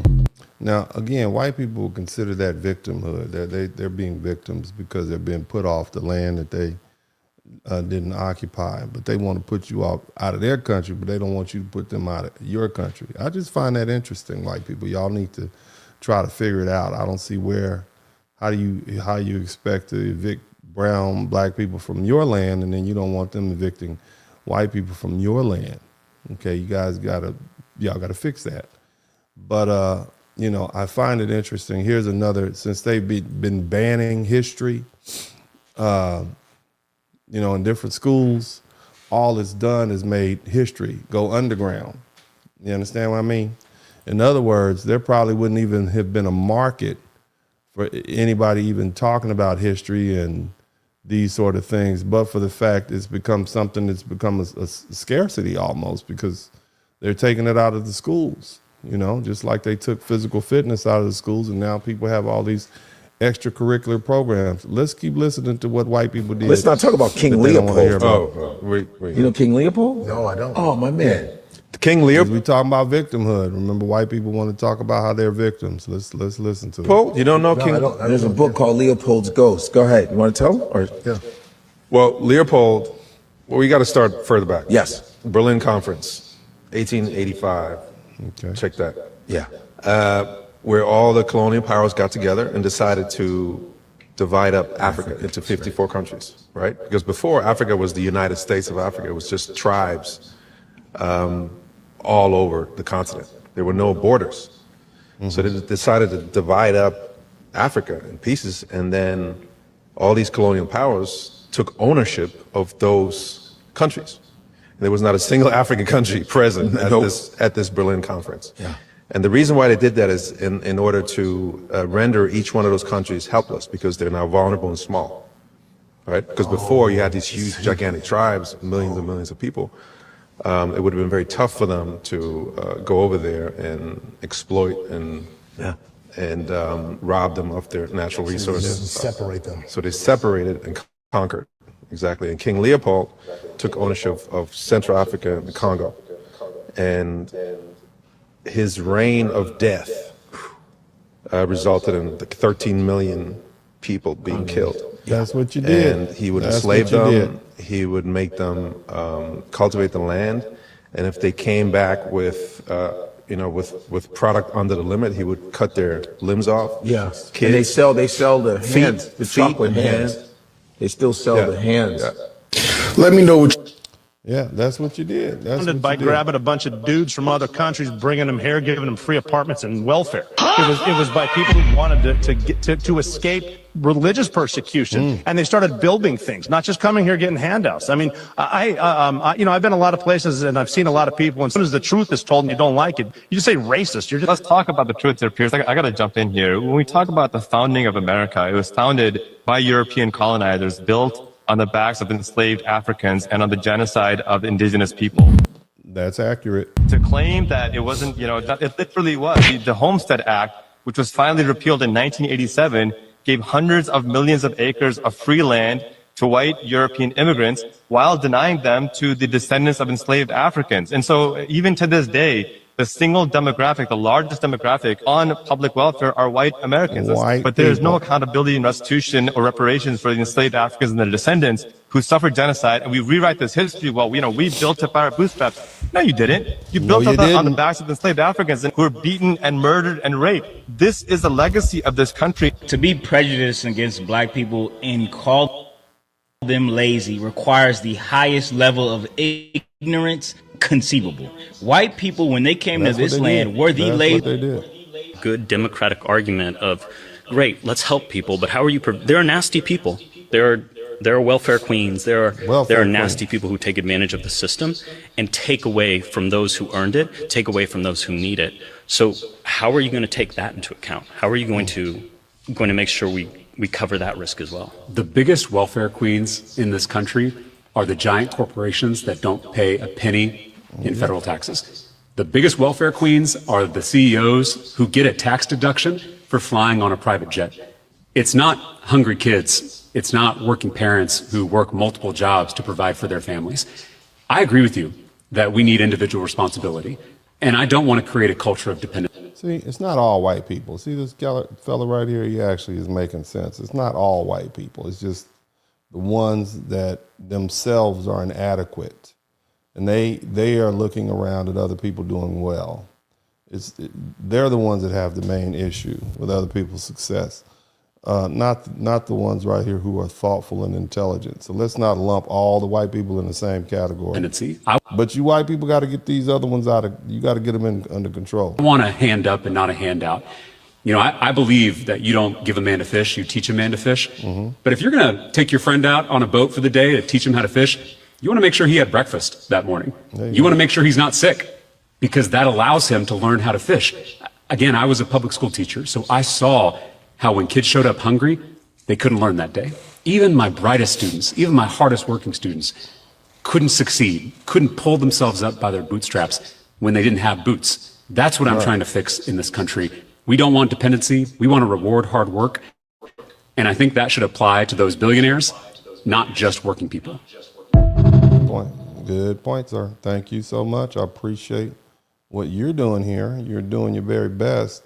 Now, see, here's the theory that they're operating on. I want you to pay close attention. They took a monkey, like an actual chimpanzee, and they raised the chimpanzee as a human child. The reason they conducted the study is they thought they could make the chimp more intelligent than standard chimps if they raised it. Somebody type monkey in the chat room. Listen to what he's saying very carefully. In a human family, performing various human tasks like eating with spoons, cutlery, drinking out of cups, using toilets, wearing clothes, stuff like that. They wanted to see if they could get the chimp to be more intelligent than average chimps. The reason they cancelled the study, though, is because not only was the chimp not getting any intelligent than the standard chimp. What was happening? Was the chimp not? What was happening? The human child that the chimp was being raised alongside was getting dumber. Its growth, its intellectual development. Listen to this. They're saying they tried to raise a chimp along with a human child, and the chimp wasn't getting any smarter, but the human child was getting dumber. The chimp being an animal, subhuman, and the human child being a human being. Somebody type in the chat room. I wonder where they're going with this. Development was being stunted. And so they cancelled it on those grounds, and perhaps they didn't cancel it soon enough because the child involved in that study ended up growing up and killing themselves later in life. So that's an example of how a creature of lesser intelligence, when it was a creature of less intelligence, when what? Brought up or placed in an environment with certain other people, with humans, the humans in that environment became dumber. Now look at what they got on the TV. Look what they got on the little screen. As a result of the creature's presence. The mere presence of this creature is dumbing down their children. That's what you think your kid's problem is? That's what you think their problem is? Is that it? So they think that all this debauchery that white folk have no, let me show you what your problem is. Let me show you what your problem is right here. This is your Men issue. on the Epstein list are white. That's your problem. But yeah, let's keep blaming immigrants for violence against women. Yeah, that's your problem right there. That's your issue. This is what your problem is right here. Okay? Don't forget this. You just crackers. No matter who you Illuminati, they just crackers. That's what you are. but they make it out to be something so bigger. Crackers that stick together. That's all it is. Crackers that stick together, they're the Illuminati. But you know what it is? They got scare tactics. That's what it is. It's just y'all doing what you do. This is what you do, and this is where you are, and this is your real problem right here. This is your real problem. The looks maxing community is for white men. I said it. Statistically speaking, white men have the most pull in the dating world. All races of women, all of them are attracted to white men. Yes, there's some women who've never dated a white man, but statistically speaking, white men do the best in the dating game. Therefore, when a white man gets super attractive, he ends up pulling all the races. But if you're a black man trying to looks max and make your eyebrows thicker or get super chiseled, you're just more attractive to black women and other women who already found you attractive. Sir, I think that a lot of black women and a lot of black men understand that a lot of women around the world are attracted to black men. I think a lot of white women will tell you that. Because I know for a fact there's a black guy watching this that tried getting into looks maxing, thinking that if he got hollow cheeks and all these cool looks maxing features, white women would start to find him more attractive. And when it didn't work, he's like, damn, what was all that work for? We call that Atlanta. That's what we call that. Looks maxing is called Atlanta. Okay, we don't do looks maxing. Okay, I'm just saying. Conclusion, unless you're white, you can't looks max yourself into being someone's type. If I lost more body fat and got more looks maxing features, I'd just be more attractive to the girls that already found me attractive, which is black women and Hispanic women. Yeah, but I think the problem is not just the looks, it's anatomical. I think that's what we established very early on. You can look how you want to look, but it's the anatomy that seems to be coming up. There was no such identity in medieval Europe. The Caliphate of Andalusia was not an Arab civilization. Arab is a later term coined during the colonial Orientalist era. In the Dark Age of Europe, there were three main forces. The Vikings of the North, Danes, Jötar, Svear, Norrmän, who worshipped Oden, Thor, Tyr, Freya. They raided, conquered, enslaved, and everyone feared them, including the Muslims. Then they were the Christians who slowly conquered Europe, divided in Western Christians like the Franks and Anglo-Saxons, and Eastern Christians, Byzantine Empire, Constantinople. Christian kings one by one, like Charlemagne, converted the Germanic tribes by the sword. The third great force was the Southlanders, known as the Moors or Saracens. They had the most advanced civilization and showed mercy on their enemies. Put another one up in here. I want y'all to check this other one in here, and then we're gonna go ahead and get to this work. You know, the fixation with black people. I find It's trying to hit on you? Guys in general try to hit on me. I mean, it's Atlanta. That's true. Atlanta, there's all type of guys in here. But mainly black guys that hit on girls. Now look at this little foreign dude. I mean, what's the fixation you all have with black? You are not even from Atlanta. The most. No, just... Look at your nose. Okay, that's why they don't hit on you. Guys, seen that? I don't know. Maybe you're not their type. I'm sorry.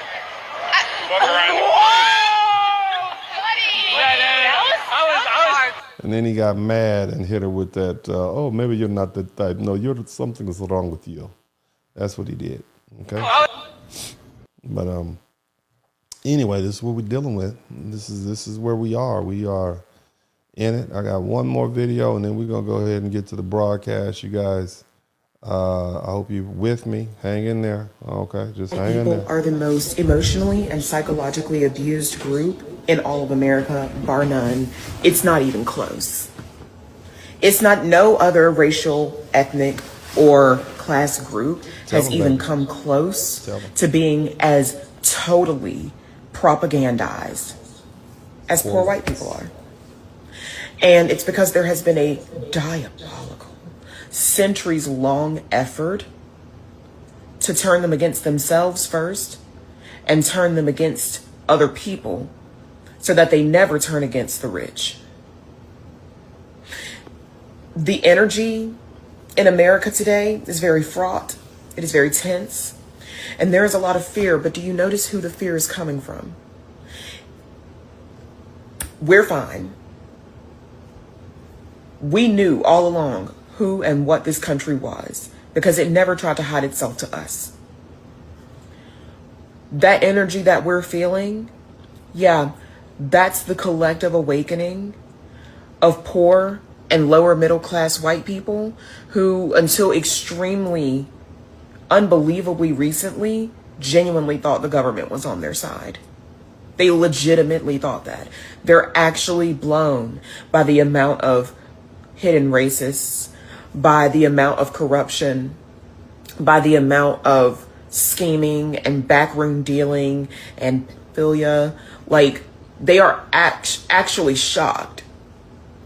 And it's because back in the 1600s and 1700s, when poor white people were working in solidarity with freemen and enslaved black people and Native Americans, the rich people got so scared, so horrified by the thoughts of them being outnumbered by people who hate them, that they meticulously brainwashed poor white people into hating everybody and into being the foot soldiers of white supremacy so that they would not overthrow the rich elite.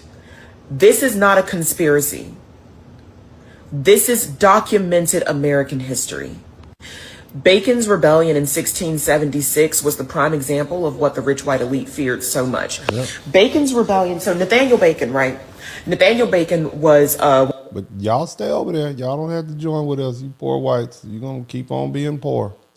They don't care about you. I've told you 100 times, but go ahead. One of those frontier whites who the rich elite had pushed out to the edge of civilization so that they could act as a buffer between the pissed off Native Americans and the rich people. They literally put them out there as food.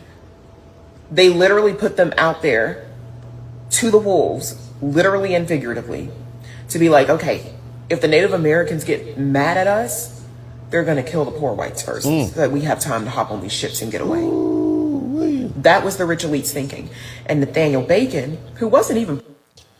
And at this particular point, all they do is tell poor whites, it's the black people's fault. And you guys blame black people. It's the immigrants' fault. You blame immigrants.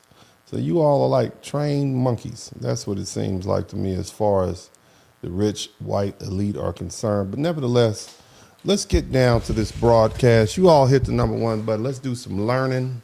Let's go ahead and land this plane and bring it on home. Now, here's the thing. Every time black people start talking about oppression and slavery, I mean a real race-based hereditary chattel slavery.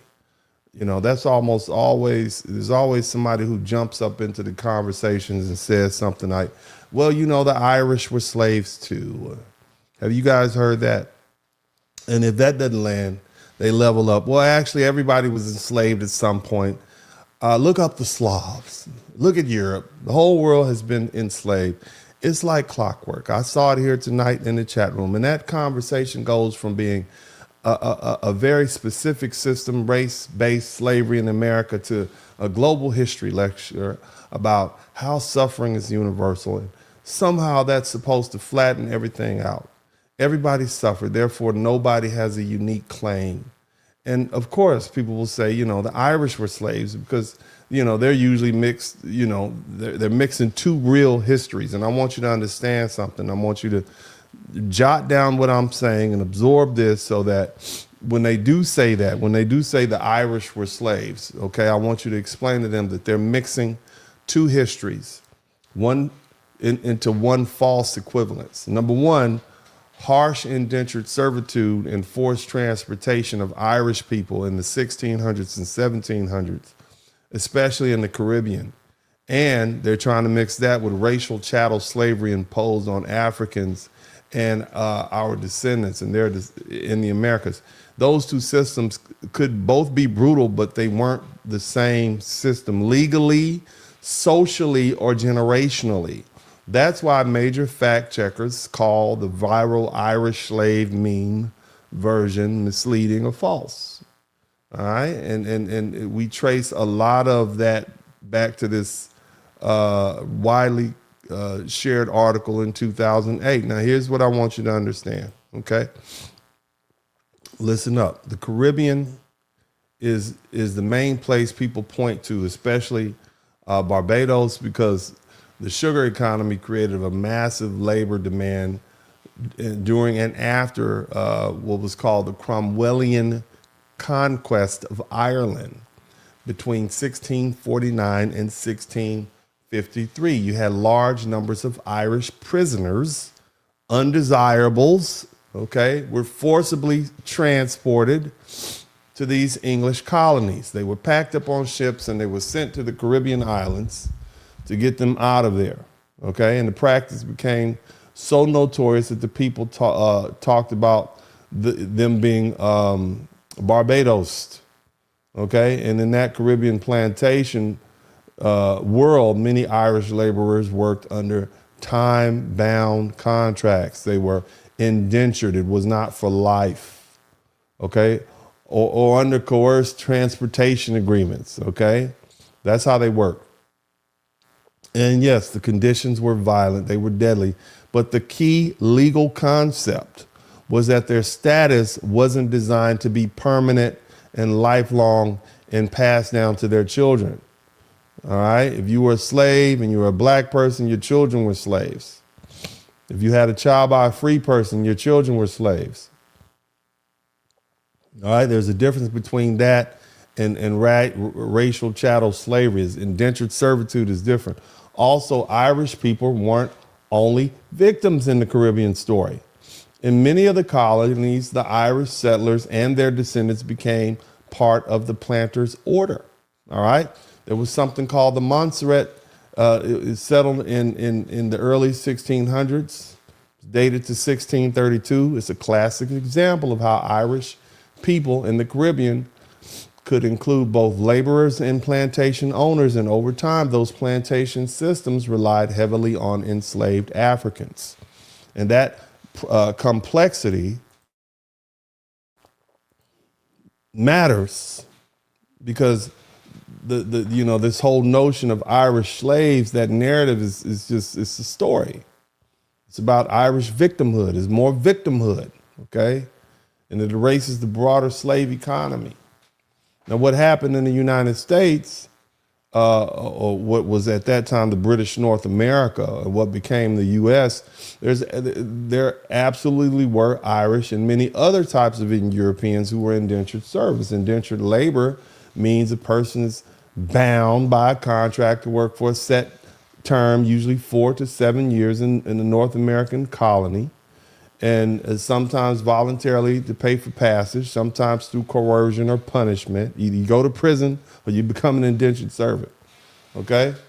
And it was harsh, but it was still a contract term. Once it was up, okay? It wasn't legally permanent, okay? So that key legal divide in chattel slavery, a human being was treated as property and is deprived of his rights with systems built to make the condition durable and enforceable. In indentured unfree labor, it isn't structured the same way. It's typically time limited, and it doesn't operate as a racial caste. You were white, the indentured servant is white, you're still white.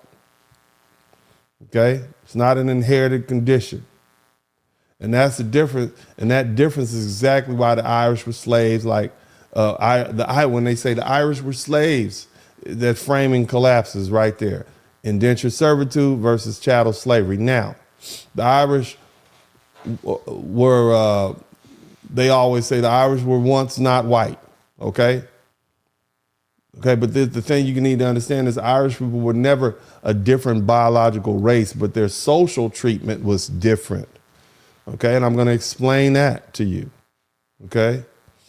Irish immigrants in the 9th century were stereotyped as drunk, lazy, violent, and criminal. Sound familiar?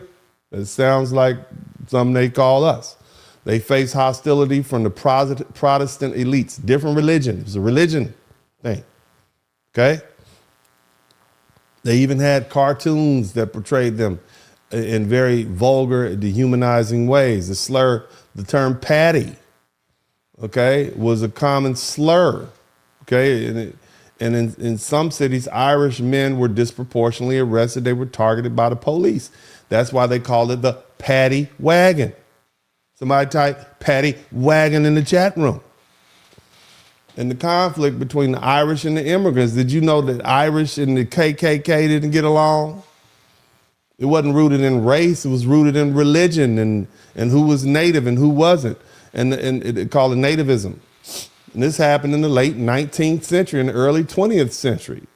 Same time they were giving black people a hard time, the KKK were giving the Irish a hard time, especially during the resurgence of the Klan in the 1910s and the 1920s. The KKK positioned themselves as the defender of 100% Americanism. They was walking around with their little Confederate flag, walking around with their American flag bandanas on. And that phrase didn't just mean white. It meant white, Anglo-Saxon, and Protestant. You couldn't be Catholic. So Irish immigrants, they were legally white. They could vote, but they were overwhelmingly Catholic, and that mattered to these white people, okay? And the revived Klan of the 1920s wasn't just anti-black and anti-Jewish, it was also anti-Catholic and anti-immigrant. And the Irish represented two out of those.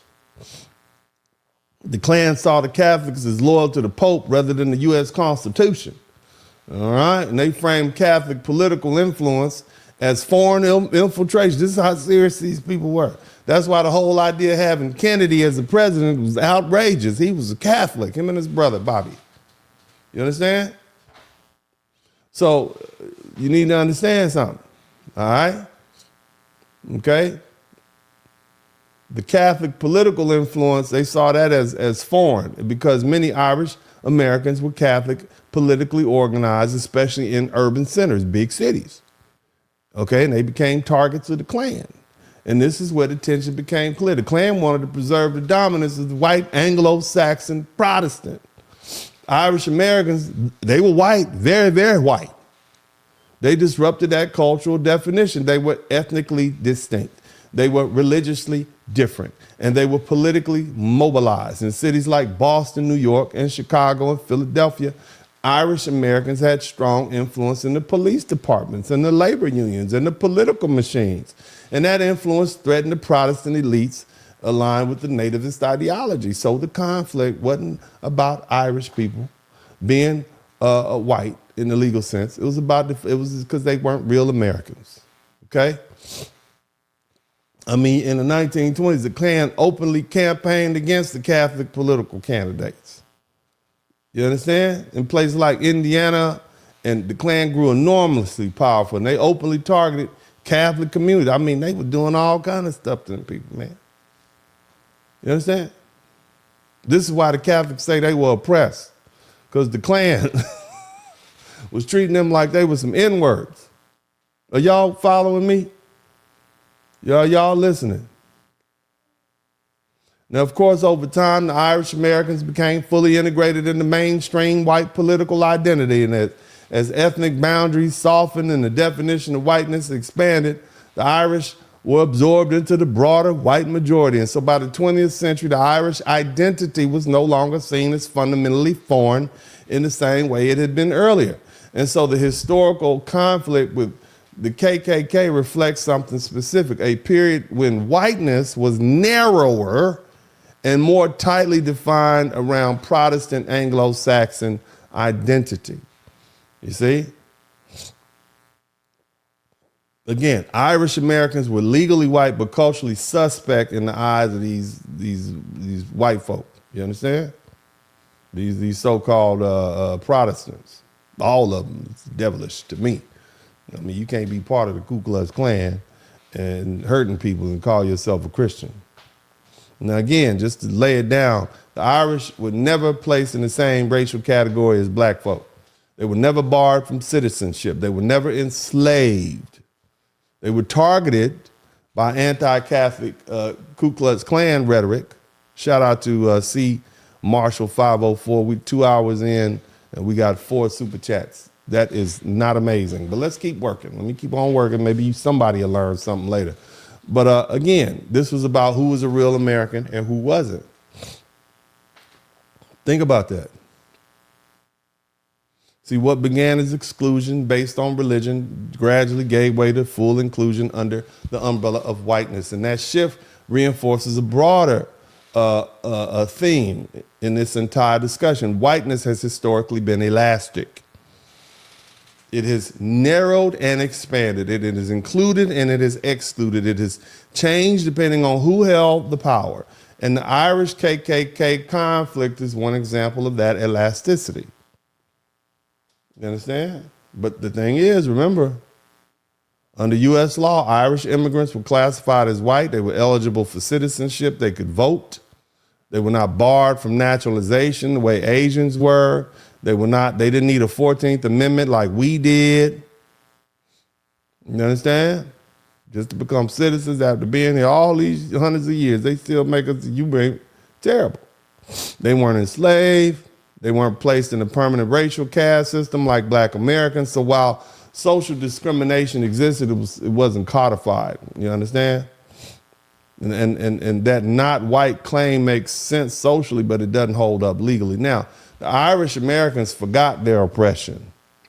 They invoke past discrimination. Oh, we were enslaved too. My grandfather was treated horribly. They do that when it's convenient, especially when we talk about race debates. But they downplay it when conversation turn to their anti-Black racism. See, Irish Americans are fully integrated into the American whiteness. They no longer face systematic barriers based on their Irish ancestry. And Irish functions, their Irishness function as an ethnic identity. They got the holidays, St. Patrick's Day is referenced culturally, but it isn't a marginalized racial group. At this point, Irish Americans aren't really Irish though, are they? When people in Ireland say this, they usually aren't trying to deny ancestry. What they're pointing out is cultural difference. Irish Americans grew up in America. They speak with an American accent. They participate in American politics, and they experience American social realities. And from the perspective of someone living in Dublin or Cork, that's not the same thing as the Irish in the national sense. Irish Americans, they romanticize the island just like the Mexicans that never go to Mexico romanticize Mexico. They see the green beer and the St. Patrick's Day parade and all the nostalgic stories about famine and rebellion, but that doesn't match modern Irish political or social life. The Irish in Ireland, Irish is a nationality tied to citizenship or geography or lived experience. So when someone born in Chicago says I'm Irish, you sound stupid. Okay? In Europe, identity is nationality based. If you're born and raised in Ireland, you're Irish. If you're in the United States, the identity is ancestry based. Americans commonly say I'm Italian, I'm Polish, I'm Irish to describe heritage, not citizenship. So when Americans say I'm Irish, they mean lineage. When Irish people hear it, they hear it nationality. And the conflict is less about race and more about two different identity frameworks. Now, something noteworthy is that there's a significant number of Black Americans who have these Irish surnames. Have we not heard Riley, Murphy, Kelly, McDonald? Heard a whole bunch of these names. I got some more somewhere around here. But have y'all not heard these names? And the observation sparks curiosity about whether there was a special relationship between the Irish immigrants and the Black immigrants. It is true that there was intermarriage. It is true.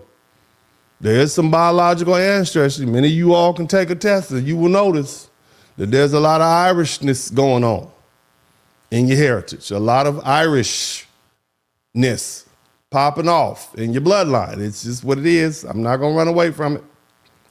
Okay, it is there. You can look at it for yourself. Okay, it is what it is. They are there. All right. Now, the thing is, in cities like New Orleans, in parts of the Northeast, right? Irish and Black people, communities, they lived in proximity. They lived next to each other.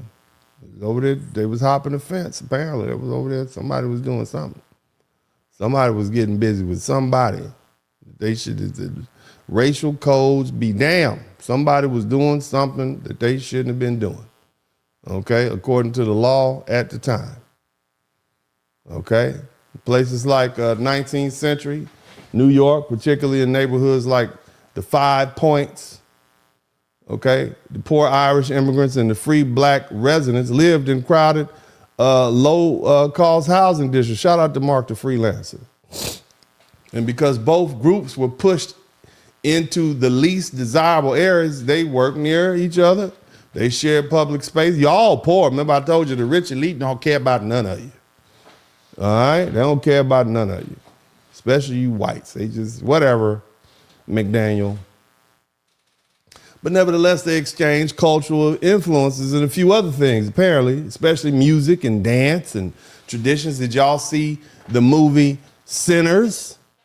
Why didn't he use the Samoans to be the vampires? Why do you think the brother used the Irish? He could have very well used some people from, let's pick a, why didn't he use the Polish? Why did he use the Irish in particular? If you listen to a Scottish and the Irish, most of us can't tell the difference. So why did he use the Irish? It's because of that special relationship. Somebody typed special in the chat room. My Irish eyes are crying. Yeah, all that. You understand? But this thing you need to understand.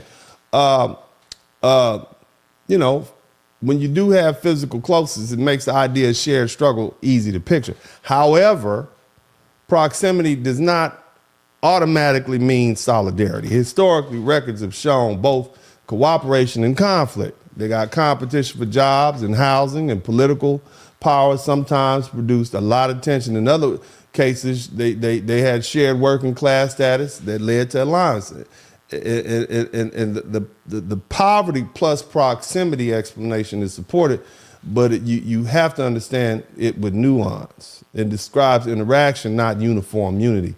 And some Irish Americans were poor whites and served as overseers. Remember, they were poor. These was poor white folk.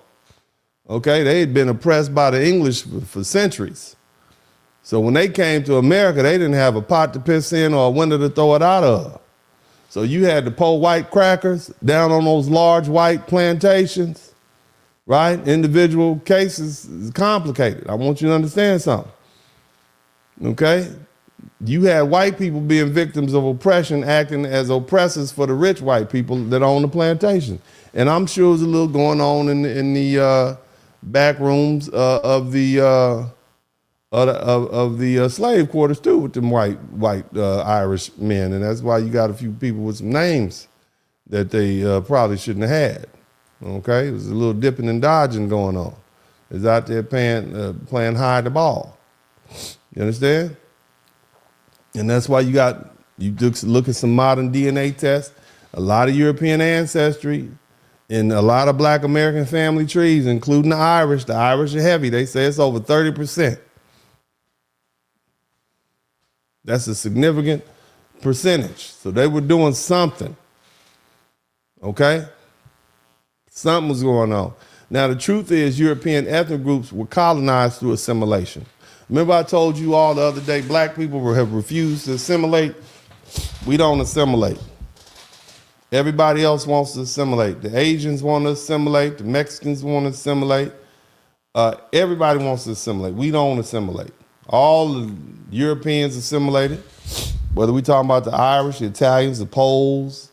They came to America with these strong cultures. They had accents, they had food, they had churches, they had neighborhoods and traditions. And over time, they just said, well, let's go blend into this broader white identity. And their old world identities faded, and they were a race. And since they were a race, then they were oppressed. Okay, that's how they feel. Shout out to Patricia Hightower. They feel oppressed.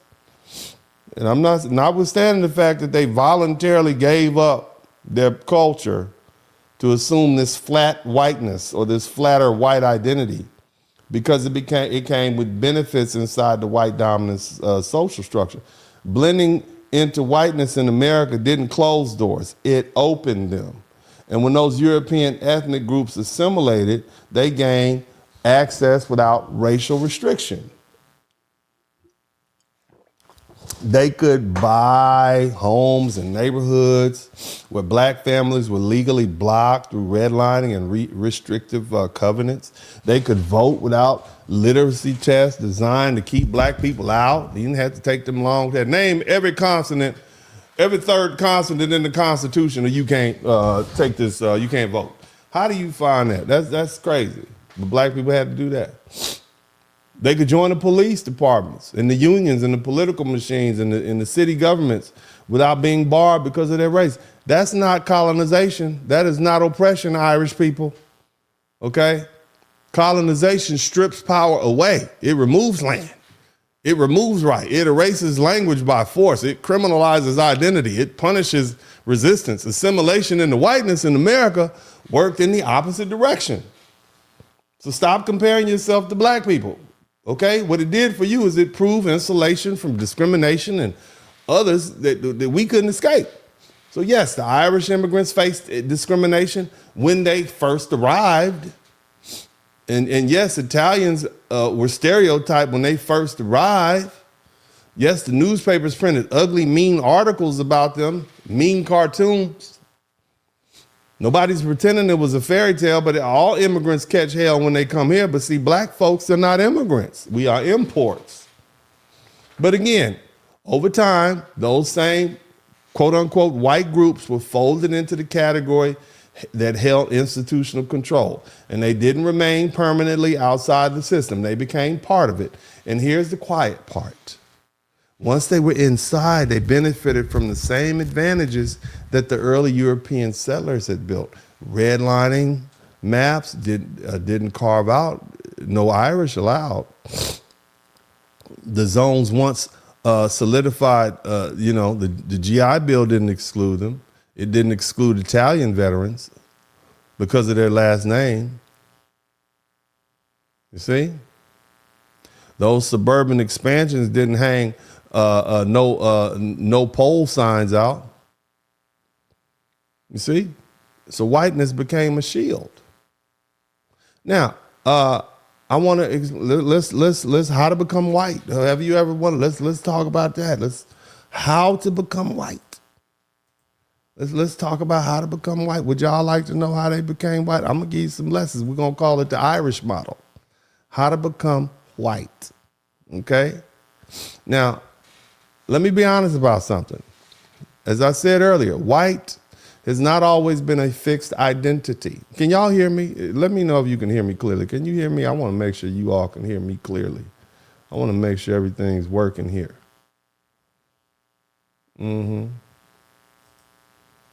Hit the number 1 button if you can hear me clearly. Hit the number 1 button if you can hear me clearly.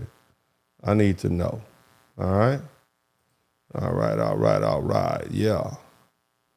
All right. Okay. Let's move on. How to become white. Let's talk about the Irish model. So, as I said, the early American law used the phrase free white persons to decide who could become a citizen and who could have rights. And that line, it mattered. Racial slavery, it hardened and divided between black and white over time, and tensions between European groups and Irish, Italian, Germans, Polish. It became less important than their racial wall they built to protect themselves around what we call foundational black Americans. You understand what I'm saying? And whiteness became a legal shield. It gave them rights, protections, it gave them access. And now here's where the debate begins, because see, a lot of scholars say that this, I'm gonna say it like this. The Irish were issued their white card, their irrevocable white card, openly after they began oppressing black Americans, okay? So whiteness expanded to include groups that were once seen as outsiders, and the Irish became white by aligning themselves against black Americans. Look at the record. Irish immigrants, they competed directly with free black laborers in northern cities. Tammany Hall, they opposed black civil rights heavily. Irish Americans were heavily represented in the police departments. Sergeant O'Malley, right? Captain McDonald. There was a riot in 1863. They called it the New York City Draft Riots. The Irish mobs, they violently attacked black residents. You know why? Because the North was trying to draft these people to come down and fight the Civil War. And them Irish boys said, we don't want to have nothing to do. We don't want to fight and die. But then we didn't come over here from Ireland to fight and die in the Civil War to free some N-words. Huh? We didn't come up here to do that. And so they literally fought against the police. They call them the draft riots. Because they got draft cards and they were supposed to go fight in the Civil War. They were like, oh, heck no, we're not doing it. So they literally fought and started attacking black people because they were getting drafted into Uncle Sam's army and didn't like it. Isn't that something? The Irish, those same Irish, they say they were oppressed. Oppression, again, victim Olympics.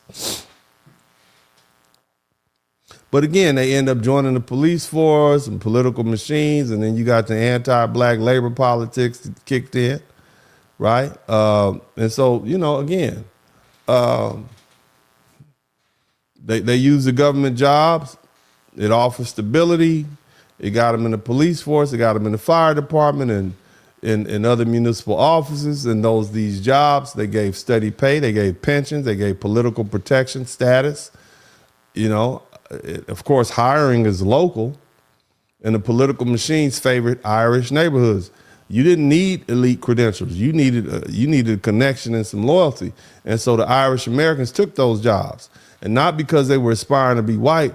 It's because they were already white. They were trying to live, and this was set up for the infrastructure was set up for them. These jobs weren't available to black men.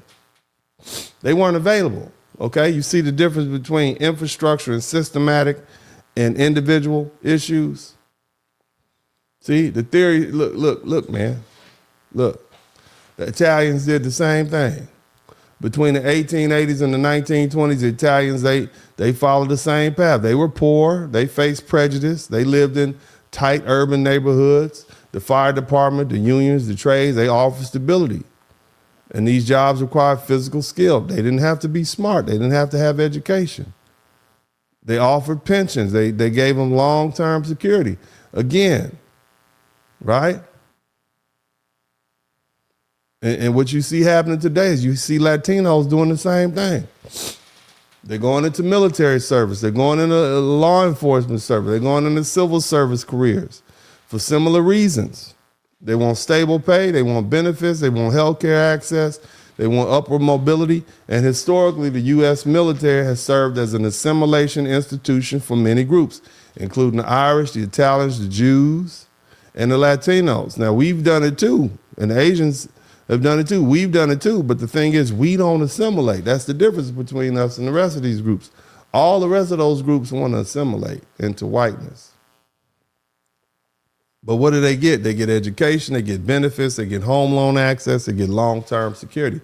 And this pattern, of becoming white is about accessing state-backed pathways to the middle class and beyond.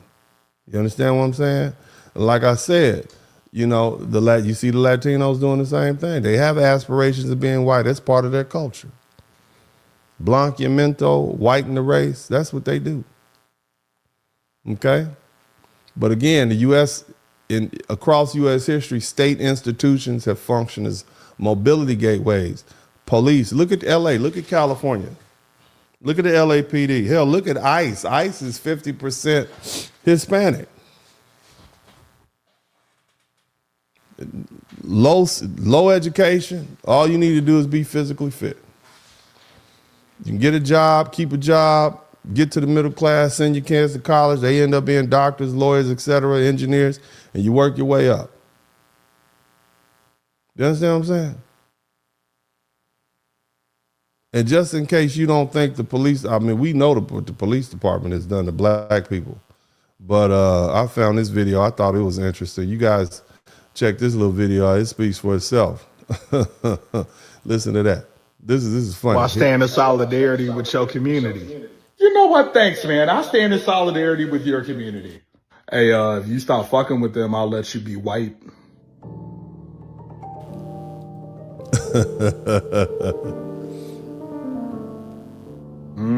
Just join the police department and beat the shit out of them. Just do that. He talking about when the Irish were with the black people, and then when the U.S. government said, "Yeah, go ahead and hang out with us," and then he said, "All you got to do is, jump on these black people." Hey, come on, man. Don't do that. Don't do that. Don't do that. Don't do that. Don't do that. Come on, bro. Come on, bro. Come on. Sorry. You have historically stood with oppressed people for literal centuries, and you get over here and you change your fucking mind? I'm sorry. What kind of shit is this? They wasn't making offers before. They making offers now. They make offers now, bro. Come on. They do this shit. They Come on. Bunch of your people finna have Irish last names. Don't ask how. Don't because it's gonna piss you the fuck off. Goddamn. Now I want you to keep in mind, family, just keep in mind the Irish have historically been oppressed over in the British Isles. The English and the Scottish have been whooping up on the Irish for centuries. And then they come over here and they decide to take up the mantle of oppressor against black people. And that's why that movie Sinners was so, I guess, epic. Because here they were representing the system, the stealing of black talent and intellectual property. They basically represented the system that takes from the black talent. And that's why it was important to use the Irish, because they themselves hold themselves out as oppressed people. But as soon as presented with the opportunity, guess what they did? They came and jumped on into that bandwagon of whiteness, and then they would been with it ever since. I gotta see what that's about. I gotta see what that's about. You're still slaves, though. I'm gonna bring that up. Hilarious. And in addition to that, apparently there's some tension between the Irish in Ireland and those Irish descended people here, because they're like, we are not that racist. You guys are horrible over there. They think they're pretty crappy because they're so xenophobic and racist here towards black people. Check this video out, and then we're gonna keep it pushing. Ever did anything to hurt black people? They said the firemen never did anything to hurt black people. Look at those water hoses. Historically, the fire department has never done anything to hurt black people, ever. Yeah, the fire department has never showed up to protest to help the police hurt black people. Because first responders all work together, right? And anybody who's a first responder knows that the fire department has always been not racist. They've always showed up when black people called when there were fires in their houses, you know what I'm saying? Or in their apartment buildings. No, the fire department has showed. They didn't used to listen to black people burn alive. Ooh.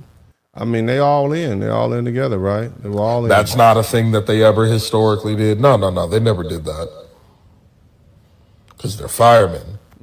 Just like how paramedics have always been extremely helpful to black people, because the medical part of our country has always believed black people about their pain, never experimented on them, and has always seen them as human, and would give them anesthesia during surgeries. They never just did surgery on black people without anesthesia. No, they never do that. No. The police were the only first responders that were mean to black people, and nobody else. Shout out to Fuquan. Thank you for the super sticker. If you think there is a group of people, be they a job or a minority from somewhere else that immigrated here, etc., if you ever think there's a group of people who have not been horrible to black people historically ever, if you think there's one group that's never done that, you have not read enough. Point blank period, you have not read enough. Oh, the fire department. Okay, yeah, because the fire. All right. So you guys see, I mean, man, look, I got more work to do. I don't want to bore you guys. I know we're almost 2 hours and 30 minutes in. I want to try to get this wrapped up. I'd like to get it wrapped up before the 4th hour. Hopefully I would try to get it out of here before 3. If you guys are enjoying what I'm doing, you got to let me know. Let me know you're enjoying what I'm doing by Put I don't know, put B1 in the chat room. Put Black First in the chat room. B1 in the chat room if you're enjoying what I'm doing. If this is meaningful to you and you appreciate this work, the time that I put in breaking these things down and speaking to you, especially during Black History Month, when they've basically taken our real Black history away. Type B1 in the chat room so I need my appreciation. Give me my flowers while I'm here.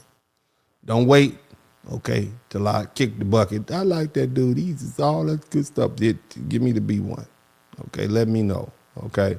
Because I just feel like, I want to make sure I'm not wasting your time. I want to make sure I'm not boring you. I'm sure there's other things you could be doing. Family, shout out to Red Sigma.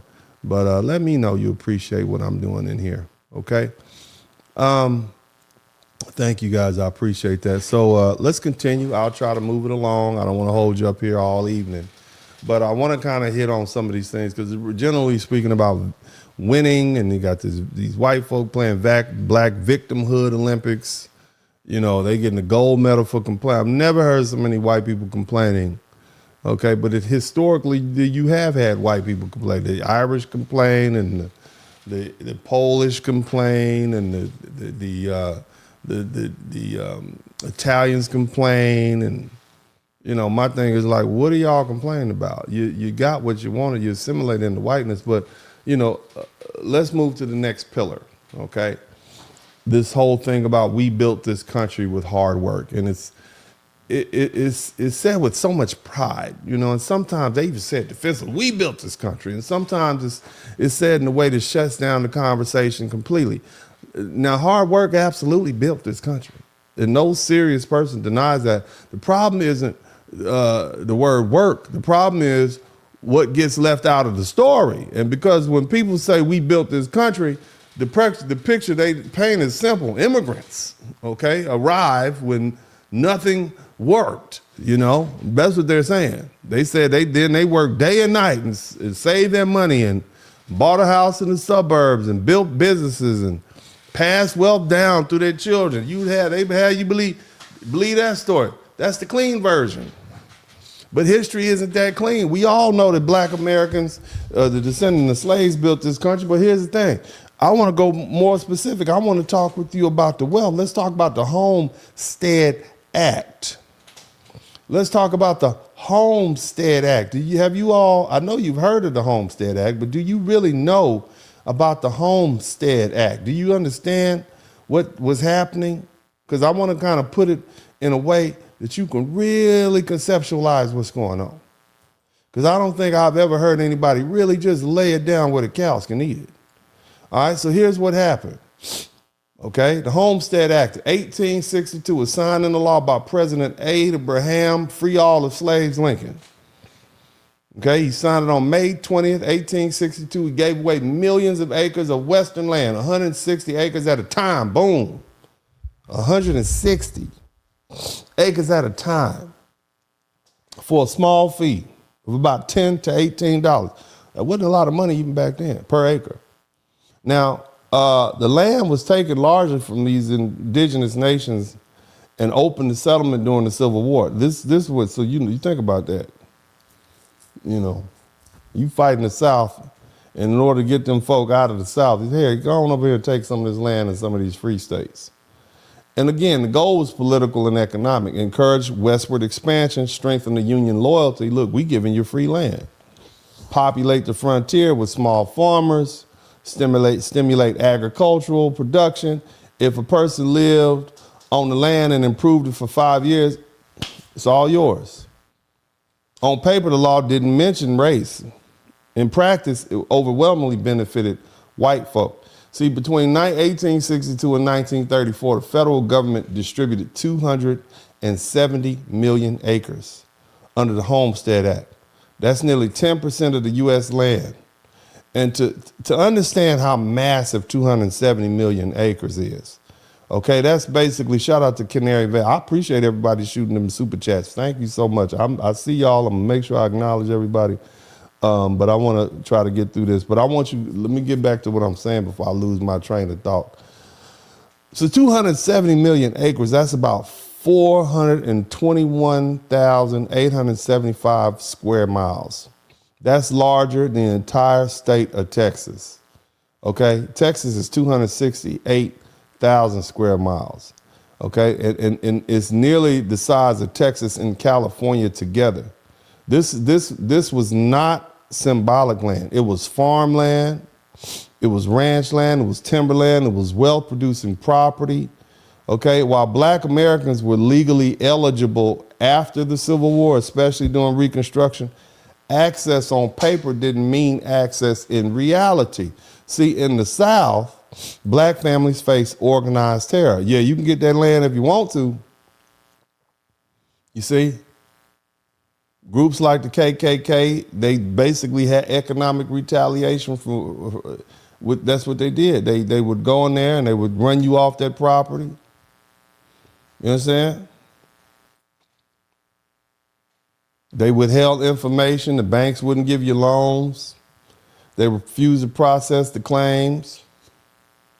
Some Black homesteaders who did attempt to file claims were threatened off their land or targeted through fraud and legal manipulation. Many of them had just got out of slavery. They didn't have any money. They didn't have any tools. They didn't have any protection from these local authorities. The sheriff was the bad guy. You see, who sided with the white settlers. So while the law appeared neutral, the benefits flowed overwhelmingly to white families who could safely travel west and file claims and improve land and pass property down to their children. Land is leverage. Leverage is wealth. And wealth meant generational stability. We know what we're going to be. We're going to be here. We've been here for 300 years. We've been here for 200 years. That's what they did. On a scale comparable to giving away Texas and California, that's a lot. You see? In the meantime, I need you to understand something, how insidious this was. You're a Black person and your family can trace their lineage back to 1619. They won't let you get the land. They running you off the land. Meanwhile, you got immigrants who come here from Ireland and Germany and Scandinavia. They just got off the boat. They fill out a form and they can claim land and build farms and pass property down to their children. And you helped build this country and these folk just got here. You understand what I'm saying? And so what's the long-term result of that? You got one group being bolstered up, shout out to Fuquan, one group being bolstered up, free land. That's not just a nice bonus. That becomes wealth, that becomes inheritance, and inheritance becomes stability, and stability becomes generational advantage. See, this is not something you can outwork. This isn't just a work harder solution. This is policy. And then there's slavery. And we can't skip over that part because it's uncomfortable. We can't do that. American economy didn't just include slavery. It was fueled by it. Cotton exports, tobacco, plantation, agriculture, financial markets. All of this was tied to slave labor. These weren't side hustles. This was a central financial business in America before we diversified. Okay? So when these people say immigrants built this country, the honest response is built with whose labor and who benefited. And again, that's policy. Now I want to talk to you else about something else, okay? I gave y'all the Homestead Act. It's on you to study the rest of it, but that's the gist of it. Let's talk about the New Deal. You guys have heard this New Deal. You probably sleep in history class when they was talking about it. I certainly remember it, but I was like, who cares? It's a New Deal. I'm trying to get a C+ in this class and ease on out of here. Okay, the New Deal. Okay, let's fast forward to the 1930s. We left the Civil War, 1863. We're going to fast forward to the New Deal. We're in the middle of the Great Depression. The banks has collapsed. Unemployment is off the rocket. It's off the chain. So you have Franklin D. Roosevelt. He's elected in 1932, and he says, you know what? I got a new deal. Began in 1933. He created programs like Social Security of 1935 and the National Labor Relations Act of 1935. And later, federal housing policies that helped reshape the American middle class. On the surface, this looks like a lifeline for struggling Americans, right? Right? You got some retirement security, which is Social Security. You got some labor protections. You got, they can't work you all day and all night. You got unions, so people can't come in and undercut your job. You got standard wages. Sounds great. But see, here's what really happened. When the Social Security Act of 1935 was written, I want you to, who do you think it excluded? Who do you think it excluded? If we wanted to exclude Mexicans right now today from Social Security, what would we do? What jobs do the Mexicans have right now? I'm not talking about the smart, educated ones that go to college with you. What jobs do they have right now? Huh? What do Mexicans do, stereotypically, or Latinos? They're domestic workers and they're agricultural workers. Guess who was excluded in 1935 from Social Security? Huh? Black Americans, that's right. And guess what our jobs were in 1935 when we were out there on them cotton fields and working in them white people houses? Many of y'all have grandmothers that tell you stories about how they used to work in white people houses. That's domestic work. Agricultural work was excluded. So who were they excluding? It wasn't white men out there picking cotton and working in people's houses, scrubbing floors. I'm sure it was some. Okay, so when the labor protections under the National Labor Relations Act were passed, the same workers were left out. So minimum wage wasn't nothing if you didn't fall under the Labor Relations Act. You couldn't get Social Security if you were out there picking cotton. There was no retirement from the cotton field. So who made up the majority of the domestic farm labor in the South at the time? It was black folks, especially in the states that had just emerged from Reconstruction and had imposed white political control. So the Southern Democrats in Congress insisted on these exclusions. Why? Because they included farm workers and domestic workers. In other words, they included cotton pickers and their maids. That would have disrupted the racial labor. Oh, hell no. So they had to keep black workers tied to low wages, non-unionized dependent work. On paper, the law never said black people are excluded. It didn't have to. The job categories did the work. And the exclusions were structured around occupations overwhelmingly held by black folk in the South. And that allowed these lawmakers to maintain the racial labor hierarchy while appearing race neutral. And it preserved cheap black labor for white folk and white landowners and white households, giving industrial workers who were disproportionately white access to retirement, benefit, collective bargaining rights, and wage protections. You see? And that, that wasn't accidental. It was negotiated. It was calculated. And Roosevelt needed the Southern votes to pass the New Deal, and the Southern legislators protected the racial order of their states, because they understood we can't have these black people doing better than these white folk, or it's gonna be an uproar. We gotta always make them think they better than these black folk, or they're gonna tear the country down there. But again, the compromise was simple: protect white workers in industrial sectors, leave black workers in agriculture and domestic roles outside the safety net. And what's the result? You got millions of black Americans who worked their whole life, they got no Social Security. You see? They were excluded from the key labor protections, so you could work them like a dog, pay them little or nothing. They were denied access to the very programs that built the white middle class. The law was race neutral in wording, in practice. It was reinforced racial inequality by design. That's the truth of it. And see, this wasn't sloppy drafting. It wasn't oversight. It was political survival at the expense of black workers. So while these families gained wage, security, retirement protections, black folks were locked out. And that's not ancient history. That's your grandparents' lifetime. And once these structural realities come up, the response often becomes personal. Well, I didn't own slaves. You weren't in slavery. Have you ever heard that? I had a dude on the chat room tonight. Dennis, were you ever a slave? Slavery's over. My family came here after all that. We're from Scotland. Why should I pay for something I didn't do? Notice just what happened.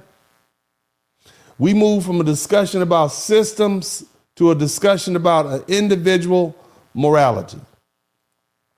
We went from structural advantage doesn't require personal guilt. That's what we did. See? Structural advantage doesn't require personal guilt or culpability. It doesn't mean someone's granddaddy was evil. It means systems created uneven from the starting line. Think about it. It's like a race where some runners start at 50 yards ahead and the people start behind didn't choose the position. The people ahead didn't necessarily choose theirs either, but they pretended everyone else started at the same line. Right? You can do that, but it's still not true. And acknowledging that doesn't mean accusing someone of personal wrongdoing. It means recognizing the policy shapes the outcome. Let me run that back to you again. The policy shapes the outcome. And the merit myth feels good because it makes success entirely about character. My family, I made it. I made it. If you made it, you earned it. If you didn't, you just failed. Somebody type work hard in the chat room. And see, that story protects pride. It keeps things simple. It avoids messy conversations about history. But the simplicity isn't accuracy. When entire communities, and I'm talking about my people, were blocked from home loans, Social Security, they weren't protected from low wages. They couldn't get a home loan because of redlining. That wasn't laziness. When black veterans are denied equal access to the GI Bill after they fought in the same wars that the white folk fought in, and the white folks are lifted up and the black folks are left where they are, that's not about effort. You can't say a man that put his life on the line for a country's freedom is right next to another. They're in the same foxhole together. But when he gets home, he gets the GI Bill, he gets these loan benefits, his educational benefits, and you get nothing. You got schools that were funded by property taxes in segregated neighborhoods. That wasn't about merit. Let me run that back to you again, because I want y'all, there's a lot of people out here who believe that segregation was about us sitting next to white folk. No, segregation was about they were taxing us at the same rate that they were taxing white folk, but then they would take our money from our homeowners and our people and the taxes we paid, and we buy things. They would take our money, put it in the kettle, the pot of money, and give the majority of it to white folk. So our schools were chronically underfunded because they would take our tax dollars from the black community and give it to the white folks community. And we were like, our leaders were like, we can't do that. If the only way we can get our money is we got to go sit up there, if the only way we can get the value for our tax dollars is we got to go sit up under these white folks, then that's what we're going to do. We're going to integrate. Then that's what they did. That's why they say separate is inherently unequal. Again, it was about structure. And here's the uncomfortable truth. Many white families benefited from these structures without consciously thinking about it. They just moved into the neighborhoods they were allowed to buy. They took jobs they were eligible for. They used programs that was available to them. I'm not saying that makes them villains, but it does make them complicit. And but pretending those advantages never existed, that doesn't make the conversation honest either. The merit myth, we pulled ourselves up by a bootstrap. It becomes a shield. It allows people to say we earned everything without asking. Okay, what conditions made that earning possible? How hard work matters. We understand that. Discipline matters. Family structure matters. Nobody's denying that. But access matters the most, because if you don't have access, none of that matters. And if a group of people are denied access because of the color of their skin, none of that matters. Doesn't matter how hard you work. You still can't get the house. And if one group had access to federally backed mortgages, and so the bank will give you more, the government's going to back this. I got you. Come on in. Yeah, come on, we get you. Come on, Mr. Higginbotham, we got you. Mr. Brown, you stay back, okay? We can't get a federally back loan. But again, that shapes generational wealth. If you own a house and you're not renting your whole life, you paid your house off 20 years ago, 30 years ago, it's built up equity, you pass away, that house can go to your family, your children. If you have an apartment, you have nothing. You got Social Security because you've been working your whole life and you paid into the system. Your wife gets that. She could take care of your children and your grandchildren. You got one group could accumulate land in the 1800s and another group legally couldn't. And that shapes economic trajectories. If one group's neighborhood gains investment while another's was redlined, that shapes opportunity. It's easier to say my grandfather worked hard than my grandfather worked hard within a system that favored him. White folk don't like to say that. The first statement feels heroic. The second statement is complicated. It's about understanding how policy created patterns. If we ignore those patterns, then every discussion about inequality turns into an argument about personal failure. And once everything becomes personal accountability, that disappears at the structural level. See, that's the trick. See, turn systematic history into individual accusation, and then you're the victim, right? Remember I talked to you earlier? Is it starting to come home? They get this victim language. You see? You're accusing them of something, so now they get to reject the accusation. It shuts the whole conversation down. But acknowledging structural advantage that white folk have, it doesn't require self-hatred. White folk, it don't require for you to hate you. It requires intellectual honesty. You can honor your ancestors and their hard work and still admit they operated within a system that gave them access others were denied. And until that record is faced honestly, the merit myth that you all keep trying to throw at us, we worked harder, we did it, you know, that's going to continue to function as a comfort story. It's just a story that protects your pride, but it clouds the reality. Are y'all learning something? Are we learning? Are we in here learning? Let me know, because I can't tell, not by these super chats. I can't tell by that. I'm talking, and I'm doing the best I can. Okay, but I don't know if y'all learning anything, because if you learn something, I should earn something, and I've been here some time now. Have y'all subscribed to the channel? Have any of you all taken the opportunity to subscribe to the channel? I need for you all to go ahead, take the opportunity right now to get your little fingers and put your little thumbs on it and push the subscribe button. Just go like that. Boop. You. I'm talking to you. I'm talking to you right there. You with the wet part on your pillow because you've been drooling and you woke back up and you heard me talking and you woke back up. You rather listen to me than the rain sounds. So I need you to go ahead and subscribe to the channel right now. Ladies, all the ladies who was going to go to the club tonight, but then you realized you was 30 plus years old and got tired and you said, nah, I'm just chill. I need you to subscribe to the channel right now. I need you to go ahead and do it right now. Fellas, if you, okay, if you have nothing in your refrigerator right now worth eating other than the leftover that you had brought home from the fast food restaurant or Uber Eats, I need you to subscribe to the channel right now because you ain't got nothing else to do and you ain't got no money. Shout out to Few Quan. This is free. I'm asking you to do free stuff, okay? I'm not asking you to pay no money, okay?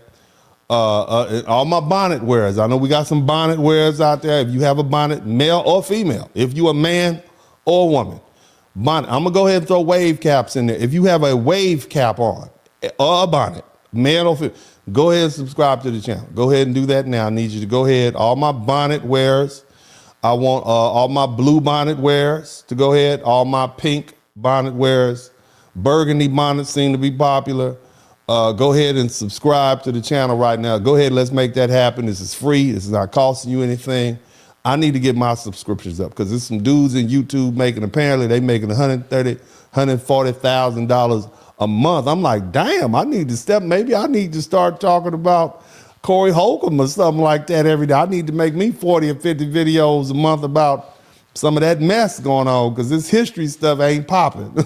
It ain't popping like that. It ain't.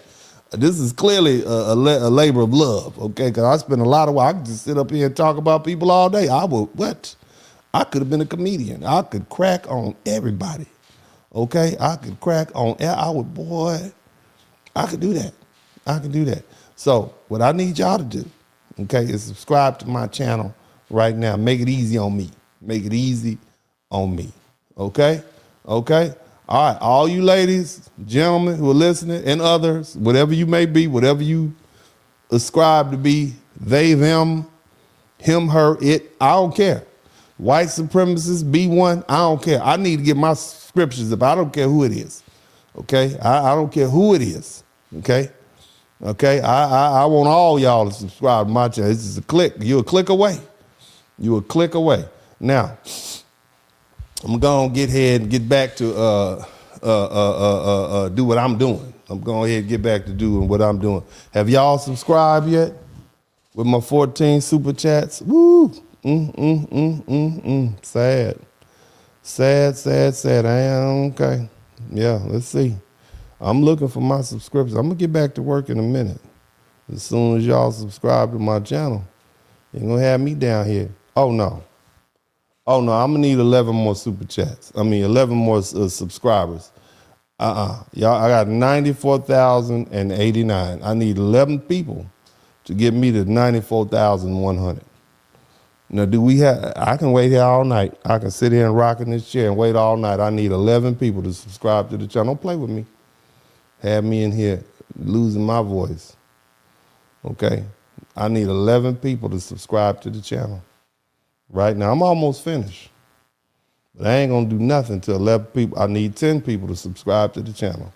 I need 10 people to subscribe to the channel. I ain't saying nothing until I'll sit here and drink out this jelly jar. I sure will. I need 10 people. Oh, no, we didn't. No, somebody didn't unsubscribe to the channel. Oh, y'all just ugly. I tell y'all I need 11 people, then I need 10, and one of y'all suckers done unsubscribe to the channel. Y'all are just ungrateful. Oh, no. We got 2 people.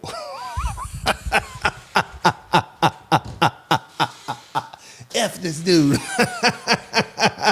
Now, that is funny. Boy, y'all cold blood. I guess I better get back to work. Y'all working me like a Hebrew slave out here. Damn, that's sad as can be. That is sad. Y'all cold blooded. Y'all 2 people unsubscribed. I said I need 11, and then 2, now I need 12. Y'all went from 10 and back to 12. That's cold blooded. Y'all must know each other. Whoever it was that unsubscribed to the channel. I'm going to find out who you are. I'm going to find you. I'm going to do something to you. But anyway, since y'all gonna be rude, I guess I'll get back to the work. Anyway, let's go on ahead and talk about DEI. Disrespectful suckers. DEI stands for diversity, equity, and inclusion. Shoot, I don't even, boy. I ain't never talking to y'all again after today. But anyway, when these folk talk about DEI, somehow, it's like it's become the villain of the story, okay? A lot of white folk describe DEI like it's some kind of hostile takeover at the corporate event. They like it kicked in the door and stole somebody's lunch. Corporate leadership in America is still overwhelmingly white and male. Boardroom, CEO positions, major shareholders. The faces at the top haven't radically changed at all. The wealth concentration remains heavily skewed towards white and male. Political leadership, from the governors to the senators to the president, is still disproportionately white. You understand me? So where's this systematic exclusion? I want to understand that. But see, that's not what this is about. What's really happening, okay, is very subtle. Exclusivity is declining, okay? Exclusivity is declining. You understand? And for a long time, diversity wasn't expected. We need to be diverse. Everybody's supposed to be white up here. Hiring networks were built around people who looked alike. Same university, same club. I'm going to hire your son, you hire my nephew. They call it nepotism. You see? Same thing. They went to the same schools. They have same backgrounds. Nobody had to say it out loud. It just functioned that way. And when you're used to being the default candidate, any process that forces you to compete is a threat. Imagine you've always had a head start in a race, and not because you cheated, but because the track was designed that way for you. Now the rules change and everybody starts at the same line. You're like, hold on a minute, this ain't fair. They get to start right here on the same line with me. Oh no. You still have your skills, you still have your experience, but you don't have that head start. And that shift doesn't equal exclusion, it equals normalization. It's a fair shot. Now, emotionally, it feels like something was taken away from you because you can't get the head start your granddaddy got in the 1950s. That's what you're mad at. And that's why they want to go back to the 1950s before all these rights happen. And the discomfort isn't coming from being barred at the door, it's coming from no longer being automatically welcomed to the front of the line. You at the club and you mad, oh, I don't like these new people. Why? Because you got to wait in the line with everybody else. Yeah, I used to be able to skip the line. Hey, but damn, you still gonna get in? You know, pay more. I shouldn't have to pay more. I used to be able to get it where it used to be. It's like never was, cuz. Shout out to Beaver's big brotherly Wally. So again, you know, when priority feels natural, its removal feels unfair. If you used to, like you ladies, some of you ladies used to go to the club and you cute, you was 20 years old, 21 years old, you wore a size 6 dress, you look good, you got that little $4 dress from, what is that place they used to go to, 21 Forever or Forever 21, you look great. With your little cheap heels from, you know, wearing a friend's clothes, and all y'all had to do was show up. They put you in. Come on, baby, come on to the front. All you ladies, come on to the front. The bouncers will let you in, give you a hug, look at your booty as you walk by. Now you're 30. Now you're 34. You out there with your jeans pulled up past your waist because you done had a baby, so you're trying to hide them stretch marks around your belly. Okay, now I don't mind them stretch marks. I like a woman with a little stretch mark. I like a little stretchity stretch. Okay, I like to see that little tiger stripes on the back. I know what it's about. You're a woman. Okay, you gonna have. I like that. But for the club, they ain't really looking for all that.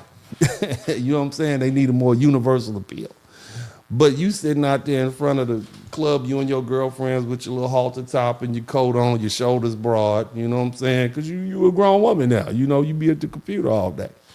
You know, your booty done spread, your calves ain't quite popping like they used to. Your clothes look nice.